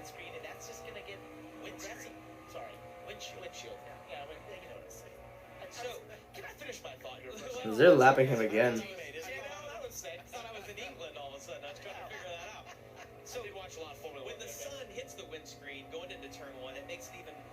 Ryan Sieg's in 25th, 27.8 seconds back. As Larson, he's led 53 laps so far. His lead has actually been decreasing the last 3 laps. He went from 2.18 to 1.72.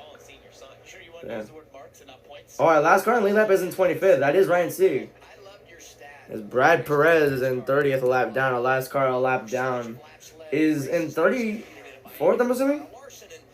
Switch leaderboards, hurry up.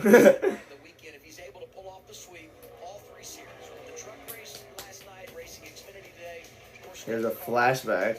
So let's go back to the last time this happened. Bristol 2017. It was Kyle. The other one, Kyle Busch. Oh, Kyle Busch, okay. Then he won the Xfinity race at Bristol. Friday night Xfinity and Saturday Night Cup. And he won. Nice. So that was the last time a weekend sweep happened. So that's pretty cool. 17, Larson trying to do it here. Yeah, and if you're curious at home, So, yeah, Busch has won nice. a lot of races at Bristol Motor Speedway. 22 total, 8 in the Cup Series, 9 in Xfinity, 5 in truck, 1 on dirt even. He's done it all at Bristol. Wow, yeah, true. 1 on dirt. Unbelievable that track. You know what gets me is it's so hard to win one NASCAR race. I know. Yeah, it really is. It really is. Weekend is just In Larson's Xfinity career, he has had 116 starts, 15 wins, 58 top 5s, 82 top 10s. His last win in the Xfinity Series was at Coda last year. That's pretty cool to see that. shows here is obviously just track knowledge and ability around this. So you only have 25 cars on the lap. I'm just trying. I want the leaderboard to update, but it's not. It's just showing sponsors in the top. It's just showing sponsors in the top 25. That's it.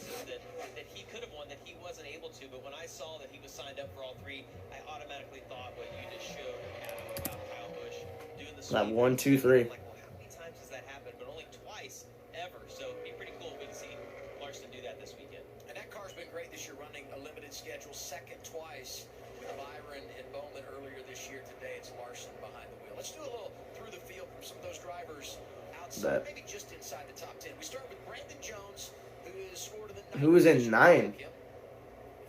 Stage 1 got 20th, Stage 2 got 10th, currently 9th.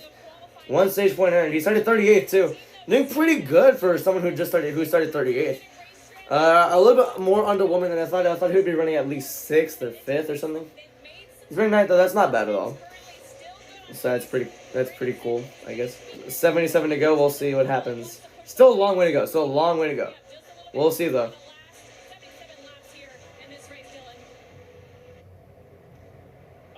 Oh, so they have a Boz ignorer. Looks like he finally got it hard enough. He's experienced everything so far. He has, for sure. All right. 3. Look like this is going to bring out a caution. He gets it to pit road.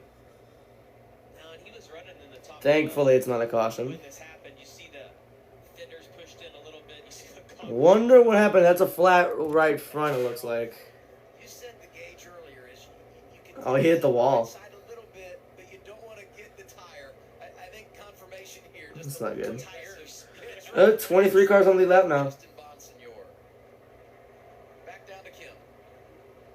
And maybe Justin getting just a little bit too comfortable. We talked about this being a learning race. Well, he had finally gotten on the radio and was giving a lot of good feedback about the car. Said it was really stable. He felt like he was keeping the rear tires on it way better the last couple of runs. So, Dylan, maybe again a case of him getting too comfortable and finding the wall a little bit too close. One of the other Joe Gibbs Racing teammates is And here's Taylor Gray in 10th right now.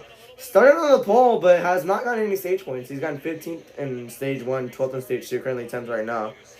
Not bad, but just very underwhelming considering he started on the pole, so.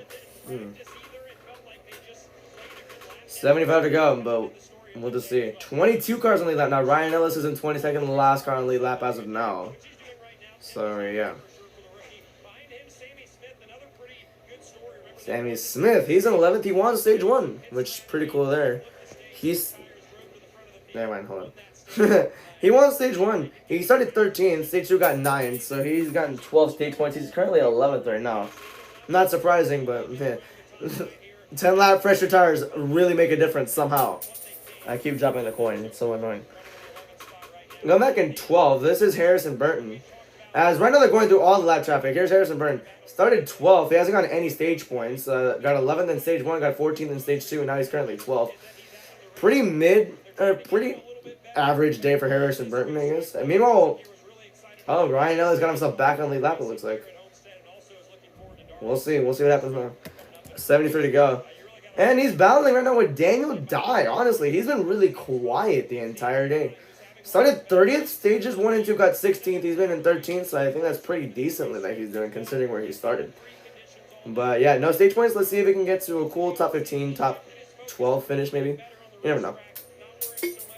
I officially lost the coin. So yeah, there's Daniel Dye, and I think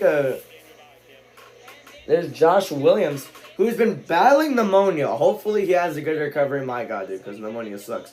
He started 35th. He went to the rear because he had someone else qualify for him. Stages 1 and 2 got 18th, and now he's currently 14th right now. Not too great, but not too bad either. So, yeah. Meanwhile, we have 21 cars on the lap now with Jed Burton in 21st. As Sawalich is definitely not... Okay, no, that's Quapple. That's Carson Quapple, my bad. I'm getting Sawalich and Carson Quapple mixed up for some reason. I don't know why. But here's Carson Quapple in 15th. Actually, no, 14th. Started 14th. Stages 1 and 2 got 12th and 13th. And currently 15th right now. Not too great. Pretty much an average day, so... Yeah.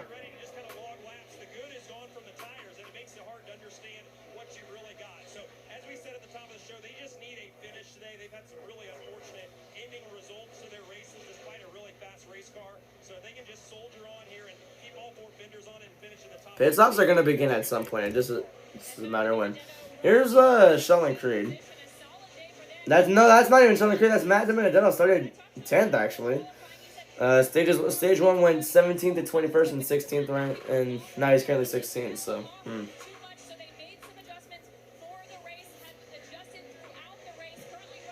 As now the top 20 are on lead lap. Parker Redslap is the last car on lead lap. In 20th, 34.9 seconds back. It's going to be interesting how many cars Larson's going to lap before he comes down pit road. It's going to be very interesting to see. Because there he is. 69 to go. So earlier in the race, we saw him hit the wall on the exit of turn 2 and now into turn 1 right there left side. Oh. Overdid it going into that corner. It was a pretty solid hit too, because it got damage on the 19, so. He's now 27, 2 laps down. Green flag pit stops coming for everybody. Larson leads. From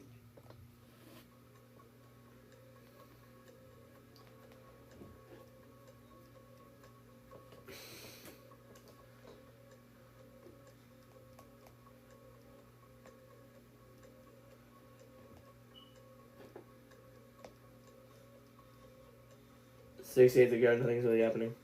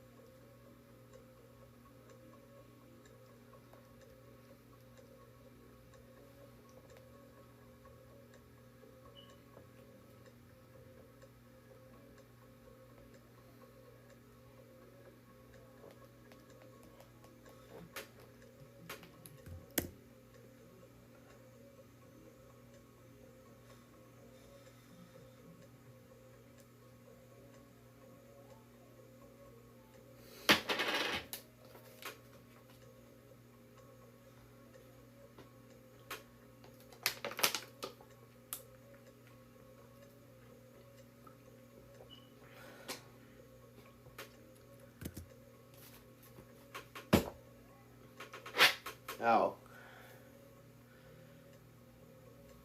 Ryan Sieg down pit road now.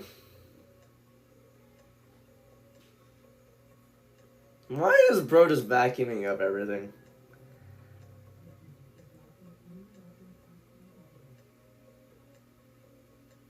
He just caused a wreck, bro. No way. No, I'm just watching the commercial. I'm not like the races. Nothing's too much happening right now.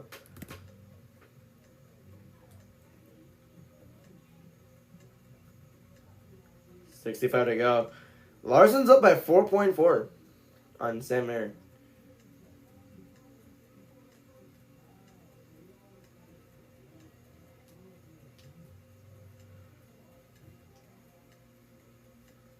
It's a battle for, I don't know.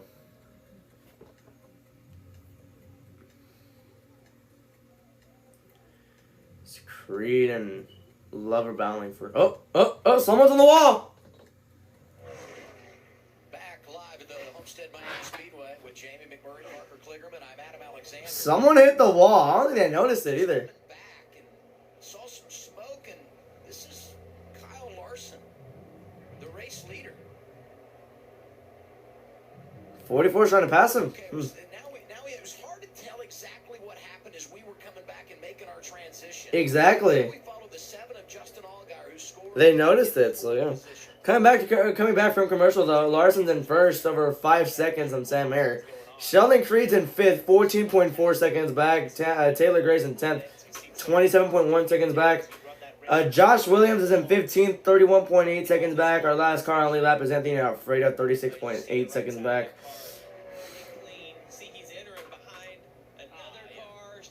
Is that all? That was all there who hit the wall too. Oh no. Yeah. So Jet Burns in 20th lap down. Our last car lap down is Ryan Ellis in 22nd. Yeah, it was Allgaier's last lap. Just slower than the leader. Interesting there. 62 laps to go. Kyle Sieg is in 25th, 2 laps down. Last car 2 laps down is... Well, Gaze is in 30th, 2 laps down. Our last car 2 laps down is Chris Wright. Ryan Sieg and Liam Honeyman are both 3 laps down, and both Eckes and Heim are out of the race. So not too great there. So in summary, we have 15 cars now on lead lap. We only have 15 cars on lead lap, and we only have 36 of them still racing. So yeah. 61 to go. This 17 car has been exceptional in lap traffic, and we talk about how good he is around the top. But as I watch him pass these cars on the bottom, the thing that I exceptional from Kyle Larson right now. He stays very disciplined on that white line. And watch how low he exits off this corner. It's abnormal. Every time it goes that low, I keep thinking he's pitting for some reason. I don't know why.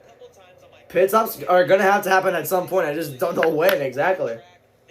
Well, maybe they have just started. Sammy Smith's down pit road. If you can get to the surface where no one's run, there's more grip. Sammy Smith scheduled green flag pit stop and comes at lap 140, Dylan. That's right. This is the first domino to fall, so start to expect some other cars to come in here. This is a track position game as well for the Smith cars. You see a chassis adjustment there in the back window just to try and take advantage of these new tires and pick up a couple spots while these other cars are just struggling along here, getting to the end of their window, or the start of the window. So 4 tires and fuel for Smith. He's been fairly happy with his race car here over the course of the late run. A couple of things to point out. Everybody 59 to go. So I literally, once I mentioned pit stops, everyone started pitting. So cool.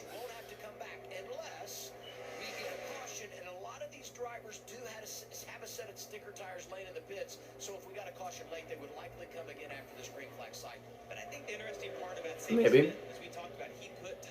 Ryan Sieg. He's passing Larson. I think Sieg already put. Oh yeah, he did. Taylor Gray coming up here road now.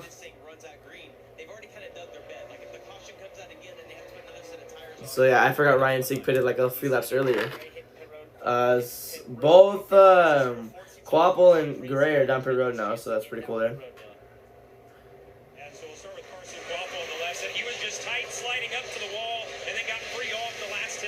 Take 4 tires, make an adjustment on his car. Taylor Gray has still been struggling with rear grip. Feels like the car is out of the racetrack. They'll make a track bar adjustment. You see that there, the wrench in the back window. 4 tires and fuel for the 54. Typically, when the cycle begins, you really force the hand of the race leader because of all the time you can make Not today. Oh, Gray got so far ahead of him. 57 to go.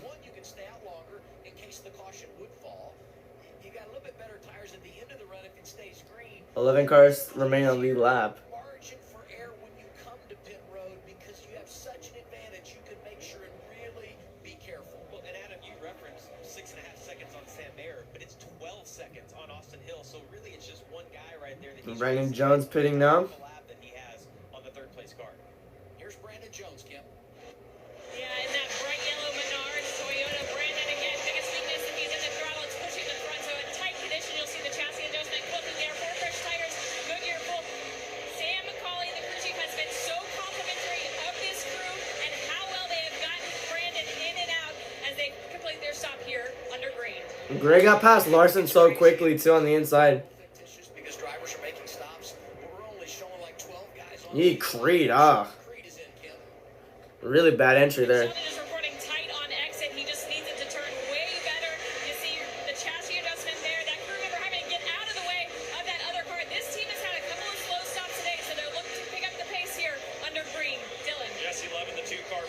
struggling at 3 and 4 to roll speed up against the wall. They were coaching him the last few laps to try and do that. Then he was just too tight in the center. They went 2 rounds up on the track bar. Saw that just a minute ago. 4 tires and fuel, Kim.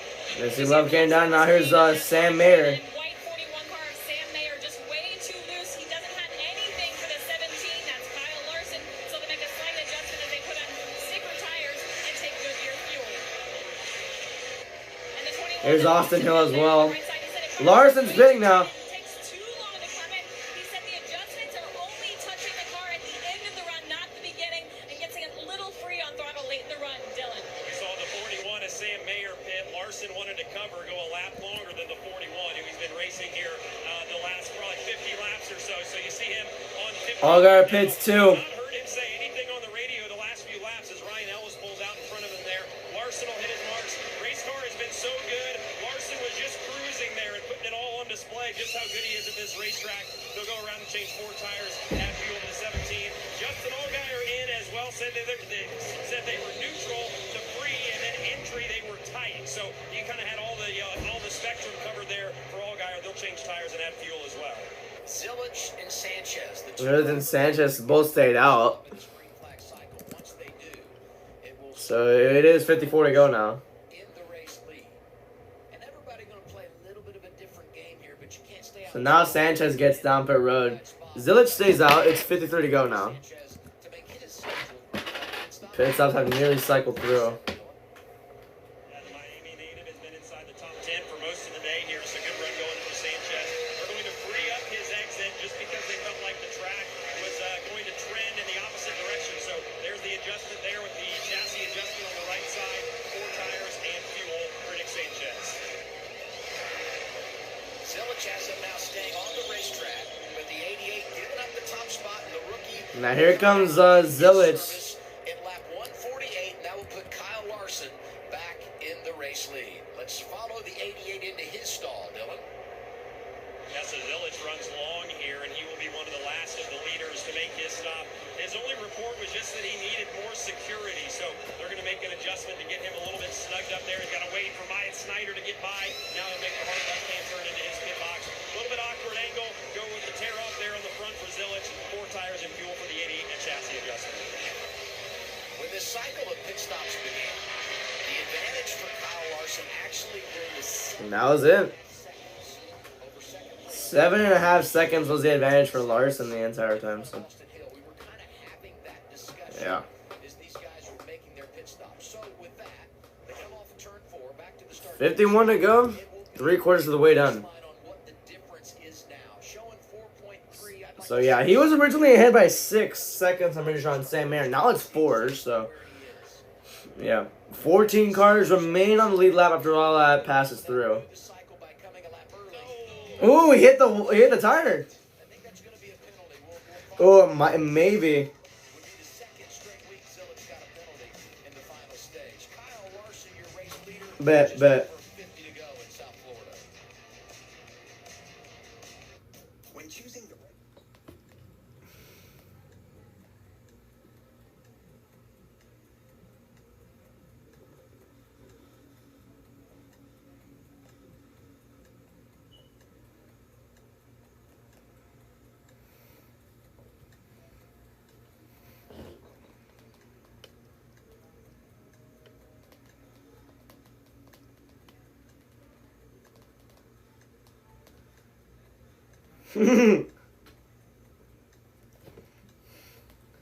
$3,000 furnaces.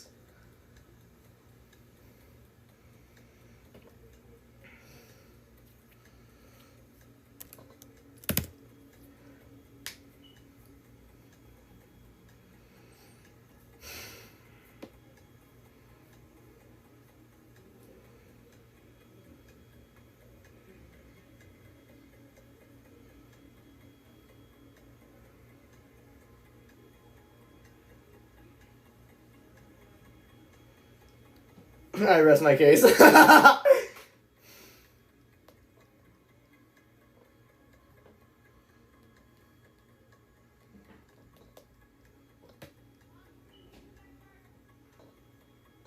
Ugh.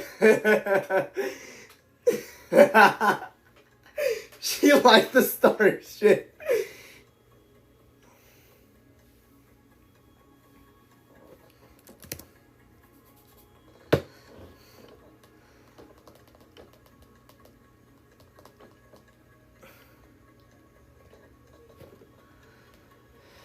Oh my god.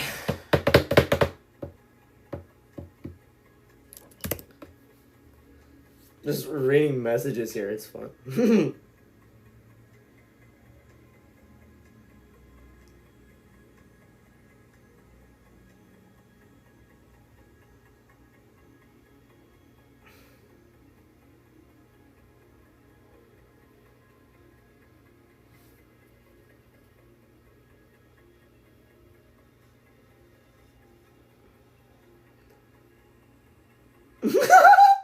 That's wild. I'm bleeding. Hold on. Hold on, I'm bleeding out of my ear. Xfinity series is brought to you by Progressive. Save when you bundle home, auto, and motorcycle insurance. Visit progressive.com. And by Toyota. Let's go places. Under 50 laps remaining in this 200-lap affair for the NASCAR Xfinity Series at the Homestead Miami Speedway. Going to break. We saw the 80 to Connor Zillage pit stop.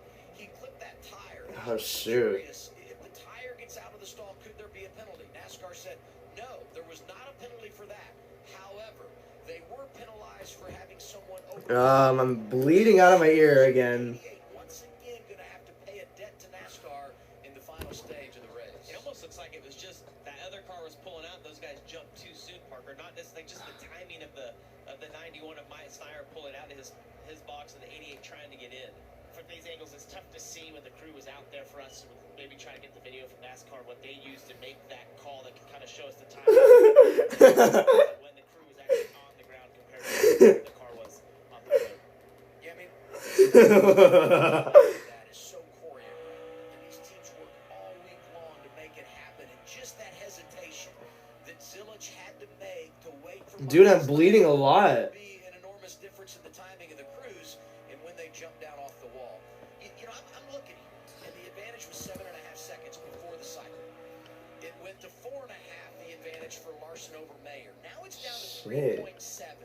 How much of this is maybe Mayer made a little adjustment, they made Carlo better, or is Larson just saying, I might have to run this thing all the way to the end, I'm just going to play conservative and take care of it? Well, I think it's very similar to what we've seen all race long. The 17 and the 41 have been close for 15, 20, 25 laps. Why am I bleeding out of my ear? That's weird as hell, bro. And as the tires continue to wear out, he just doesn't have the fall off. Trying to look, I'm looking up what happened. The driver that may be making the money at the end of the day. That's a good setup, It right? really was. I thought you were thinking of me there. Is Sam Mayer. Because if you look at our bumper, the 4 drivers in green, if you're just joining us, are the 4 going for the dash for cash. Whoever finishes the best today, Shoot, why am I bleeding out of my ear right now? This is weird. third time. And while he's I don't even wear AirPods like this. I don't even wear AirPods at all. advantage over Austin Hill, Allgaier, and Love back there. And it's crazy to me. But they're all in the top 5 and Allgaier there despite a penalty earlier. How, So dude? much fun to watch. It's not. It like hurts too. I can't help but laugh because we talked to Sam Mayer earlier in the week, and he was like, "I love it when Kyle Larson shows up to race." He's like, "That's who you want to be. You know, he's as good as there is at Miami." And I would say if there's any race you can pick to run second in, Oh my it'd be god, the one that 41 to go. might pay $100,000, Parker. Do I make the tweet now or no? Right. And how this works, if you finish in the top 4 today, you're eligible next week. And as of now, it would be the 4 drivers that get it done this afternoon. How, That dude? are competing here this afternoon that would be doing to get in next Saturday in Martinsville. So that's something we'll follow as we finish things out here. But right now, it looks like Mayer, Hill, Allgaier, and Love are going to be the ones that find themselves in a position for a big payout 2 weeks in a row. Sheldon Creed would love to get in on that. Right. I feel like everything that's happened today has been done quietly just because of the dominance out front for Larson.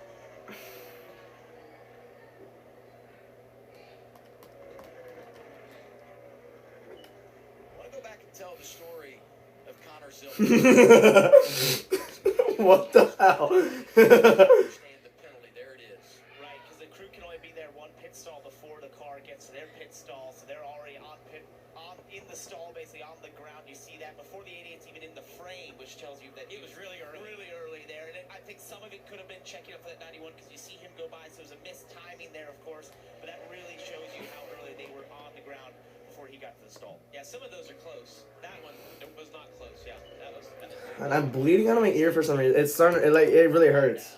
But he's like 10th in line of the drivers that are a lap down. So going to be very difficult for him to get back in the game here today with only 39 laps to go. And I just rewind to last. Oh my gosh, dude. I think it was Carla that talked to him after the race, and he mentioned the fact we're doing a lot of positive things. Obviously, the win, we're locked in the playoffs, but it's just a few minor mistakes that this 1905. because of the win. I feel like once we get the season into the postseason, they'll have this where it needs to be. And if you're gonna make those mistakes, make them now. You know, we've got months before we get into playoff time, which they're locked into with that win right now. So basically, they have all this room and leeway to make these mistakes, clean these things up. Last week it was speeding on pit road. Now it's on the cruise side a little bit. Just clean up and get to your best and your best execution when you get in the playoffs. And that's the. Oh my gosh. If you do that as a rookie, that creates an outsized great year over what we've seen out of other rookies. And I just think he gave himself that chance. So he I think what's so frustrating though for Zilich is that it keeps happening to the final stage on the final pit stop. He puts the whole. Oh my gosh, dude. Mistakes happen, and it's frustrating. The mistake for the other rookie in Junior Motorsports came at the start of the race. Right. Carson Crawford pulls out a line. He's got to do a pass-through penalty. But what about the comeback for him? He's never seen this place before today. Not great in practice. Does a decent job coming in qualifying the race car. And now he's got a chance to. Why is my ear bleeding?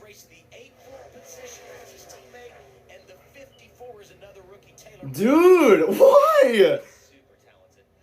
I'll be right back. I need a towel. Shit. It's incredible to me how fast these guys can learn a racetrack. To come here, get 25 laps of practice, and then to be able to do what he's doing right now is just super impressive. Look at Sam Mayer working the laps. The needle. Unbelievable in the 41. Let's get a report on the 8 car down to Dillon. Well, you know, we talked about their pit move earlier where they flipped the stage and then being the first one to pit on this last cycle. Just wanted to point out, being the first one to pit there, they did gain some track position. So they pitted from 11th, and then once everything cycled back through, they jumped up to the 8th spot. So I think that was the right move for Philip Bell. He's been pretty aggressive on their pit strategy today. They are falling back a little bit, but just want to make note of their stage points. They've scored 12. That's the second highest of anybody else today. That's their goal. They feel like this was going to be a challenging race. I'm back. But he came into the weekend 6th on the leaderboard, right? And you just want to find your way to the next. Okay. I can't hear on my left ear. The best they can, and I love what Dylan points out there. The stage points are going to be enormous as we go throughout the season. And there's just nothing wrong with getting a massive. Holy crap, dude. The finish you want, but having those stage finishes and getting that stage win early in the race gives them the possibility of having a massive points day, and that can propel you so far, especially in places you just don't think maybe this is a place we're going to win, right? So let's go after getting the max amount of points that we possibly can, and that's what that team is definitely doing. I feel like we race in this world of wins, top 5s, top 10s, and then when stages were introduced into NASCAR, all of a sudden you race worlds of, well, how many points did I get today? Guys, it pays off so much at the end of the regular season. Well, I remember earlier this year when I kind of went out on a limb and said, you know, it's probably a little early to talk points. And someone in this very broadcast booth said to me, oh, it's never too early to talk points. I'm like, man, you could have waited till the commercial break. Well, I know that seems early, but that's the world we live in. We race all year long, trying to race for a championship to make the playoffs. That is just the world that we live in. When I was racing the last 2 years, it became so amazing to see how much those stage points were worth. As I went through the season and noticed the times we were missing out on stage points, it truly added up. You could get great finishes that have a great average finish, but really hurt yourself if you're not scoring stage points, which makes qualifying really important. It makes calls like the 18 did to take tires there and win a stage really crucial when you look at the body of the whole season. Just massive what they pay out, and you get a stage win, you can finish 10 places worse off of that, and that's worth 10 spots. Damn, bro. The racetrack getting 10 points. It can really help you make otherwise would have been a bad day, Kim. Yeah, Nelson Hill, despite running in the third position, 31 to go. tight condition all day, and maybe that tight condition contributing to some tire problems at the end of stage 2. Remember, he had right front cording. Well, Dude, it's still bleeding. I don't know what's going on with it. just pulled off on the stop under green at lap 145. That cording you're seeing again. This time, the cording though was around the entire circumference of that right front tire instead of limited to a certain portion of it. And with this stage final run up to 7 laps longer than the last run, Parker, would you be concerned if you're Austin Hill in that car with multiple tire issues? It's a good question, Kim. I mean, when I see those sorts of tire issues, the first one after stage 2 was decent. That's My maybe a God, bit dude. worse, but it's not horrible. All right. Basically a full fuel run, which he'll do now. He has Nothing's been going on, so I'm so glad that this happened out of nowhere. helped that a little bit, a tiny amount. It is slightly concerning because you start to feel that and you hear it, as he mentioned earlier on the race. But I feel like at the amount of laps they ran and knowing that this is a similar run right now, that the gap he has behind him is not a terrible place to be. You know, as long as they, as he knows it, continue to take care of it. I wouldn't be worried. I would just hope that someone else has the problem before I do, because as you look at the running order and how far Austin Hill is behind, not just Larson, but Mayer, who's racing for that $100,000 dash for cash, he needs a caution. So he needs Oh my gosh, to bring dude. that caution out. And based on what we've seen earlier, Okay, I'm tired of this. get a caution before this is over. Okay, I'm putting my phone away because I'm trying to Google how does the ear bleed like that. Okay, so I'm done with that. 28 to go. Nothing's happened, so I don't. So I literally missed nothing in that entire time span. Harrisonburg wasn't having a good afternoon, but they manipulate the strategy. Only 8 cars on lead lap is insane though. In that regard, has really done a nice What I really needed during that whole thing was a commercial because I needed to. to maximize I don't know. and when it wasn't strategy that got Where's Harrison even at? in a fast race car. I know they had high He's in 11th right now. If he gets in 10th, he'll be in the top 10, obviously. quite honestly, this team ran If he gets past Taylor Gray. years ago with Brett Moffitt. I hate my left ear, man. I don't even wear AirPods. How does this happen, bro? 3 top 10s this year. I don't wear earbuds. I wear like literal headphones. All of 2020. How am I bleeding? Continues to stroke that ball right down the middle and give themselves an opportunity to make the playoffs.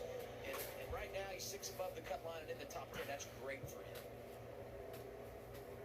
It's really been a building process, and he's been integral to the whole building process of putting everyone in place here at AM Racing, which I think is really impressive for Harrison. We've talked a lot about how, you know, he got removed from the Cup Series. He wants to prove that is a mistake, and part of that is not just going to Right. the fastest cars in the series, but going to a team that he could help build and turn into a more of a contender than they've been in the past. Exactly what he can do with Danny Eflin. Larson up front. And those two working together to make that race team break into being more of a playoff contender than it has been in the past. Okay, there. We're seeing that right now. 26 to go. I don't know anything that's going on now. More impressive than just hopping into Joe Gibbs Racing and saying, "Hey, you won 3 races." That's a major statement for Harrison Burton in his young career. Yeah, I totally agree with you. I think that they've overachieved on their performance, and the fact that it's new, I can only imagine that they're going to continue to get better and better. I think they've done a tremendous job so far this year, each and every weekend. I want to ask you guys a question that I often asked myself when Reddick was here and trying to win championships when this was the season finale and this is where we came from. I want to see this. And he would still be out Oh. there riding the wall, and I'm like, just get off the wall. Right. Don't throw this Right. thing away running the wall. So with that, Kyle Larson, 8.7 second advantage. Why do you continue to run out there? Is just he's so comfortable with it? Yeah, he's good at it. It's definitely a rhythm, but I got to tell you, as we're riding along True is crazy. and running right on the wall. I mean, it looked like he just did it. And when you're in Zwalch's position, you're like, I want to do that. I just can't. Like, whether it's my car or is it me, Larson has a knack for this. Tyler Reddick, you mentioned it. Noah Gragson, I watched him do it for years here. Sheldon Creed, you see right there in the 0-0. There are just some guys that have a knack for it and are comfortable with doing it, right? The Larson last night in the truck race, though, I heard him say 23 to go. I think it's the first time I've ever heard him say that, because as you watch him, it just Let's talk about Okay, I'm sorry. I'm missing nothing, so yeah. why this is a big deal. Oh shoot! Never mind. Hold on. There's a battle finally going on, dude. It's for 5th. And prize by love in the process. Jesse Love versus Sheldon Creed for 5th. Finally, something's going on. Okay, I turned off my phone. I swear to God, I'm paying attention now. 22 to go. Swear the only cautions we had were the first stage. All those 3 cautions, bro.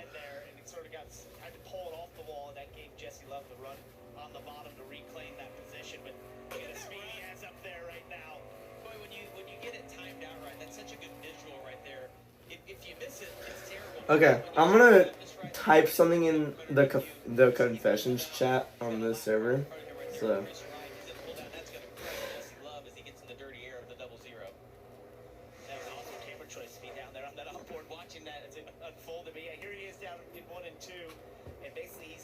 Next to the wall and trying to get to the throttle, and the thing jumped sideways, and then he felt like it was going towards the wall, so he's trying to tug it away, and it ends up with that big old slide off of turn 2, but gathers up and still makes the pass. But seeing Creed get in the top 5, both the Haas factory cars are now there, and I noted this last week at Las Vegas that really across the board Ford has continued to gain momentum as we've gotten into the season, but in the Xfinity series, the organization that carries the banner for the Blue Oval is the Haas factory team.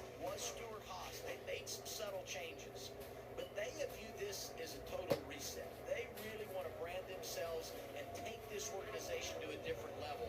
And I have to say, they have come out doing some very positive things early in the year. If you can put both your drivers in the top 5 in this race and win a dash for cash and both be eligible next week in Martinsville. Sammy Smith's coming back down pit road. Something happened to him. He's got a right front going down, so trying to look at it here, looks like the lettering's rubbed off, like he maybe got into the wall. He got in the wall because of the damage he has on the right side. He's going to come in here and they'll change at least right sides and try and get him back out on the racetrack. Tough end to what was a pretty solid day all around for the 8 car. He's running 13th and trying to get his 5th consecutive top 15 finish was the 8 of Sammy Smith. It was on the straightaway, really? Right up against the wall. Is he going to... It's going down a frame right there. It had to have been in the corners, right? There's no way he did that on the straightaway, dude. Bring him to the pits. That wasn't quite probably it right I there. don't know what's he hit. How would he hit the wall that hard on the straightaway, dude? Because Larson's getting past everybody. 6 cars on lead lap only, dude. Wow. Many have done it here when you use that wall as for speed, unless you're Kyle Larson, apparently, who can just do it even when he has a gigantic lead of 11.7 seconds and still run next to the wall and not make a mistake. Sometimes when you're pushing up there, it's just you step over the boundary and you get in it. And Adam, you just talked about 11 seconds separates them all. for 5th and 6th. Well, the next car to get lapped is going to be Jesse Love. I mean, the pace that this 17 car is setting right now, and it just gets magnified the longer we run, partner. We talked about Sam Mayer being able to as this pace goes on, the 17 just doesn't have to fall off the other guys do. Kyle's done a really good job of managing those tires, running high. This car you're watching right now. Oh, Larson got really held up there. Wow. By Brennan Poole. Actually, that's not Brennan Poole. That is, I don't know who that is. He got held up on the outside, though. Right now is the veteran driver from the Woodlands, Texas. And even with that I don't know who that is, but he held up Larson a ton. he still ran the fastest lap on the track. I mean, it's just Yeah, he still ran the fastest lap on the track, even when he got held up right there. So that's insane to think about.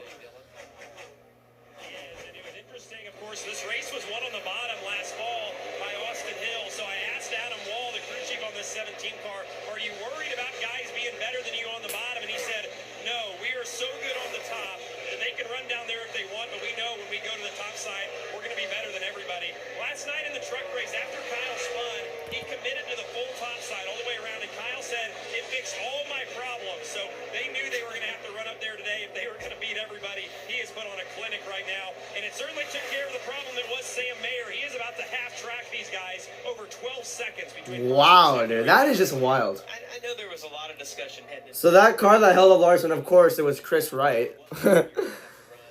15 to go. Bosnor actually caught up to Larson a little bit, so that's nice, I guess. is that you didn't have a Larson, a Reddick, a Noah Gragson, who I referenced earlier. There are just some guys, they're so fast. 14 to go. And if they're not in the race, then you don't have to. Sam Mayer doesn't have to run the top right now. If Larson Larson's not in this race, but to set the pace that 17 car is running, you got to commit to that. And there's just so few guys that are able to do what he can. He just pushes the competition. And while you hate to see a big advantage like this, you do like what he brings to the table to make some of the younger drivers better. And last night he won the truck race. He spun out with 40 to go, and he still won the race, which is insane. Because of Corey Heim's truck screwing up, man. I hate that for Corey, though. So Larson won the truck race. He's humble about it, but after the race he admitted, I didn't have the best truck, and he gave a ton of credit to Corey Heim as one of the great talents. And he also Corey Heim really should not be in the truck series anymore, man. I would like to do the same because Lane is really This should be his last. If anything, this should be his last year in the truck series. Lane has. I feel like the only reason why he's still there is just to win the title at this point. He doesn't have the issues with the engine shutting off. He's going to win that race. But just get rid of the playoffs at this point, man. It's just not worth it. That if someone else has a misfortune, you're in the right place. So this battle right here between Brandon Jones and Nick Sanchez. This is 12 to go. 4-7, but one lap down. If whoever's the leader of this for at least the next couple laps would potentially be in the free pass position, which is wild to say, for the 7th place. So there's a lot at stake here. If we were to Battle for 7 between Brandon Jones and Nick Sanchez. They're both lapped down. Sanchez position, you want to get ahead of Brandon Jones as hard as you can. You're going to drive as hard as you can to try and get that position. Laps are kind of dragging now because of how nothing is happening. These guys, if the caution does come out, a lot of guys will do the wave around. We only have 10, 12 laps to go, so a lot of guys are going to do that wave around. So if you can stay on the lead lap and you put the fresh tires on, you're kind of guaranteeing yourself a top 7 finishing position right now. And if you're watching at home and you're saying, wait, there's only 10 laps left. I mean, That's a long time here for some reason. if you have tires, you come and get them here, no matter how many laps are remaining. Sam Mayer, well, he's starting to smell that cash. 7-second advantage over. Yeah, it's over. Unless the caution just randomly comes out, but I don't think so. Partner, if you put yourself in Sam Mayer's position, you want to win the race, but you've got a pretty good cushion on 3rd place, and it's $100,000. You're going to say, do you want the caution or not? Because I'm thinking I don't know if I can beat Larson. What if I have a bad pit stop? I think I'll take the money in the bank. I think I'd take the money, the points, and move on right now and say, thank you, boys. We'll be back for another shot. You know, right now, 10 to go. 17 he has been great on the short run, so it could give him that chance if they were to get that caution to actually win outright. But in the position of what he's racing for, the Dastard has. Here's Austin Hill getting past the 39. HFT, How far back were they? Oh no, it's lap car. Never mind. Brandon DeHaas factory team from Stewart Haas Racing, wanting to start with a clean slate. That's just another notch for them to go out and get the first dash for cash of the season. Wait, Seeg's gonna pass him back on the inside. Doesn't really matter for him though. 9 to go. I thought Love was going around right there. He's 34 seconds back and he's in 6th. Can you believe that? Let's get to radio. Jesse Love 6 right now. I can just see it struggling. I'm trying to help as much as I can. I feel bad for the kid right now. We just have to on the top of train 4, and he won't do it. He knows it. They're all drive by us on the top of train 4. That's just the way it is. He wants the bottom to work, just like he wants the top to work at Richmond. That's a good learning day for that. 8 to go, and lap down goes Jesse Love. Only the top 5 are on the lead lap. Can you believe that? Literally the most insane thing ever. Committed to it. He even tried to qualify, and he just lost a lap there to Kyle Larson now, which is wild to say that we've lapped up to 6th place, only the top 5 on the lead lap. That is just a wild thing to say. Imagine saying, if it does happen, which will never happen ever because of how far back. Caution is out! No! Why do you have skill issues with this late in the race? God damn it. Why do I jinx everything? Why am I so horrible? Why do I jinx everything in this sport? Why? Genuinely, why? What happened to Taylor Gray, dude? He is, but I just to clean up the Jesse Love comments. I'm okay with him committing to the bottom because if you're not comfortable running the top, you'll hit the wall and you won't be fast. So I think you have to pick your battle when it's time. He's young. He has a long ways to go, and so I know those guys might be frustrated with him, but it's harder inside the car than it is on top of the roof. Taylor Gray was in the 10th position when he went for a slide. So 7 laps. Not so fast, Kyle. You would probably make pit stops with maybe 6 laps remaining, maybe 5, depending on how quickly they open pit road here. You're going to restart 3-4 laps to go. But with only 5 drivers on the lead lap and you have those tires, we've seen it here today, right? It's a no-brainer. You come down, you get the tires, and then we have got some kind of restart coming to finish this race. And with his lead, he's going to have a massive gap here to getting on pit road. That's a really good point. Right, No pressure on this pit. No pressure whatsoever. No pressure on him to be fast on pit road. He had a 16-second lead. He's got so many cars between him and Sam Mayer. We see this replay here of Taylor Gray getting very sideways off of turn 4. I almost think he got turned right there. You can't see if there was contact from another car, but that was awful late to spin. Also, the left rear, when we see him go back running here, or the right rear was down. So I wonder if he blew that tire out as well, hit the wall, coming off the corner, and Harrison Burton was right behind him. So wouldn't be the first one we see today. You know, we talk about drivers maybe Oh, boy. around and all that as we look at one more replay here of the Taylor Gray spin. Connor Zilic, after the penalty, has been able to drive through some of these lap down cars. I think he did get turned. Back up to 11th. So the 88, despite the problems here again in the final stage with a miscue, could put them. So no pressure on this pit crew at all. You know, kind of like last week, they were in a really good position at Las Vegas, but they had the equipment issue on their final green flag stop, that they had a loose wheel, and it took away what could have been a great afternoon, and they just didn't get the payoff with speed. Earlier today, he got his first career pole in the Xfinity Series. What about the 7, Dylan? Well, they're another one that's rebounded from a pit penalty in stage 1. I love Jim Pullman's pep talk here just a moment ago. We got you a whole different ball game right here, brother. Qualifying mode. We went from discipline to motivation. Copy. I like that. Discipline to motivation. If Larson, Creed, or Allgaier wins this race, or even Connor Zilic is like a lap down at this point, so I don't know. Zilic is in 11th lap down, so no. So this should be some fast laps. So you see Damn, dude. It'll be a long time before we see Sam Mayer behind him. Yeah, we said that's going to take the pressure off the 17, but they'll have to adjust on the 17 too, because you mentioned the short run hasn't been his strongest suit. So he in the 41 will just No pressure whatsoever on this pit stop, bro. Why even try? Still a little bit tight, Chad Haney, the crew chief, said don't overpush anything. Imagine Sam takes 2. Don't need a penalty. Middle box, Sam Mayer. Fire off has been good for them. Pretty equal, actually, the team has said to the 17 on fire off balance good. So 4 fresh tires and a splash of fuel for Sam Mayer, Dylan. For Kyle Larson, 14.2 it looks like. He said, I can be freer for this short run. The 41 is They gonna took be really 13 good. So seconds on Larson that knows pit he's gonna stop. protect Bro. the backside here because Sam Mayer is going to be knocking on the door. The race off Progressive Pit Road, and I say race in quotes because there was no race. Easy Larson with that advantage he had. Mayer comes off second. Everybody holding serve here because they were so far apart when they entered. It's Hill, Allgaier, Creed, the top 5. Love does get the free pass. He scored in 6th. He'll be able to pit 2.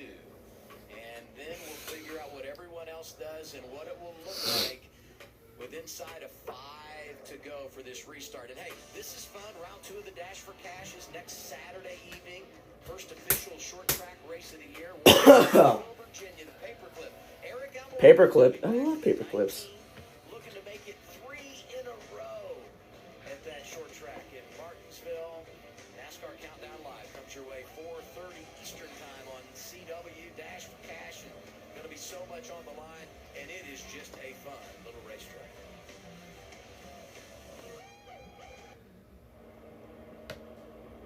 So Larson, I thought they were going to do a commercial right there. I was mentally preparing for that. laps, and he's going to be in charge when we return to the green flag. But there's so much on the line here because those up there racing with him have got their mind on $100,000, and they would love to seal the deal, beating Kyle Larson on a restart, taking it away from him in a place like Miami. Where Could you imagine doing that? Beating Kyle Larson on a restart?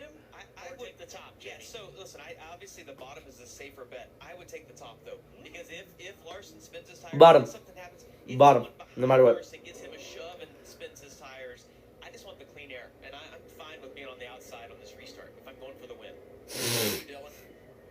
Yeah, and this was a welcome yellow for Jesse Love. Not only did it get him back on the lead lap here so he can go for the win, he really was struggling with the race car. We heard the radio, just wasn't exactly happy on the bottom, was a little hesitant to get off the bottom. I think they're going to get him dialed in here and at least be a little better. And he'll have a shot here with 3 laps to go. You know, you look at Wild. Jesse Love coming off the pit lane. I think about where Austin Hill is. And here's another thought process as we talk storylines late in this race. A win today for RCR would be the 100th in the history of that organization. Yeah, we're talking about Larson, winning the truck race last night, trying to win Xfinity and Cup over the next 2 days. He also won a sprint car race, a high-limit sprint car race. By the way. On Wednesday night, by the way, yeah. So he mentioned that. He's like, it'd be pretty cool to win in 4 different cars over, 4 different races in 1 week. How about this? The driver leading the most laps has won only 2 of the last 6 races here in Miami. Larson trying to finish. Wild. Well, they have been so good on the long run. We just saw that there. You got a short run here, so what's your driver got? Does he got a good restart in him here? Yeah, I hope so. We pumped up the pressures a little bit. The 41s had us on the short run, had matched our speed on the short run all day, so I think we got what we need to hold them off here. HendrickCars.com Chevrolet has been great all day on the long run, so yeah, I think we got it. You've worked with him for a few years now. How impressed were you, though, with that 15-second lead that he built up there? That was awesome. Yeah, it's super impressive. That's Kyle Larson at Homestead. We kind of knew that coming in, that it could be like that, so it's cool to sit here and watch that happen. We'll see how this shakes out. As Adam said, the 41 car has been the car that has challenged them the most today, so they're ready to go battle them out here. I've never really wanted to be a crew chief, but I'd like to be a crew chief. Kyle Larson. Obviously not. Me too. And Kyle Busch at Bristol. Yeah, right. Take either one of them. So we're pretty sure Larson's going to take the bottom. The leader's taking the bottom every time that both the truck. Yeah, they wanted the top, but he's gonna take the bottom. But when you're the leader and you take the bottom, you're going to have to defend the inside going into turn 1. This is pretty much early. Anything back. I think Mayer takes the outside. It's just going to be how that launch goes and who gets the help and who doesn't. And to try to explain to everybody at home, this is like ice. Like, even though you're on new tires, but once they start spinning on this restart, you can't do anything about it until you get to the corner. It's just so hard once they start spinning. And then the guy behind you wants to help you. Like, no, I don't need help. Right, making it worse. Let me get it straightened out. 1 to go. So it'll be 3 to go. Or 2 to go, actually. Larson takes the bottom, and Sam Mayer, too. Oh, my God. They're going to have multiple overtimes.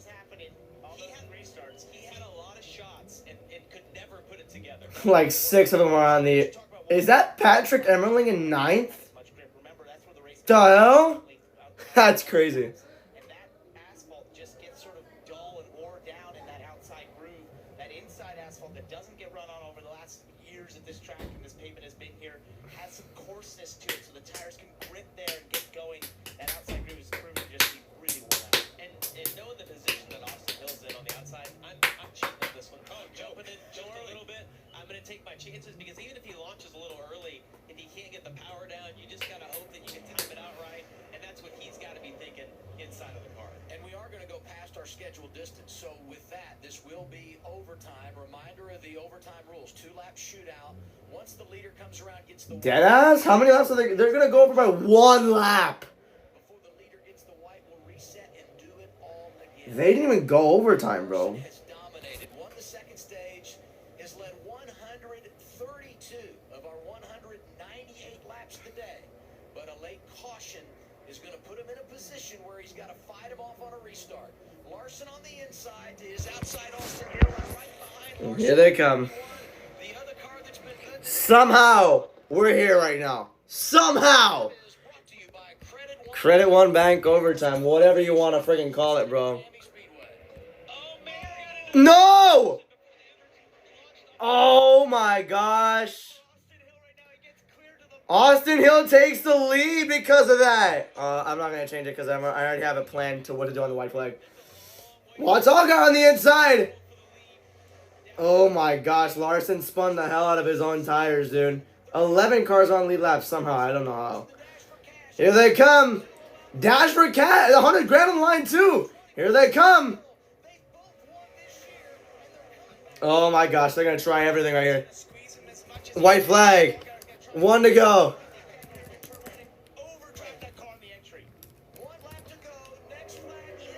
Allgaier. And Hill goes up the track. So does Allgaier, but Allgaier sticks it in. Whoa, sorry. Down the back straightaway for the final time. Wow. That is insane right there. Dude. Dude, how? How did Larson lose this? I don't know, but Allgaier wins 2 in a row. That's amazing. $100,000.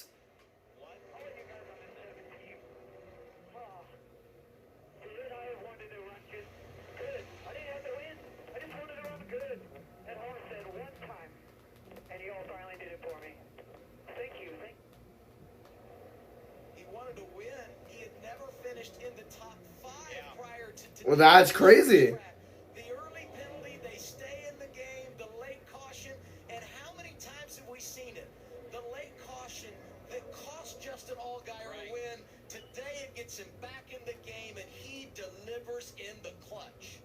Yeah, good for that team. And you mentioned it. I mean, 20 seconds behind when the caution comes out, gets in the right position, and I promise you that the 17 of Kyle Larson, which is Sam Mayer, would not have chosen behind him as it got him loose on the restart and gave Allgaier and Austin Hill the momentum that they needed on that outside lane. And we saw Jeff Burton tore up there. He actually lost it off a turn 4, got in the wall hard. Didn't really take anyone else with him as he came across the line, but a hard hit for Jeff Burton in the outside wall for turn 4 coming to the checker. Wow. Justin Allgaier gets his second consecutive win this season. First time last week he had won at Las Vegas, first win at Miami today, and as he crosses the finish line, look at the distance coming off of turn 4.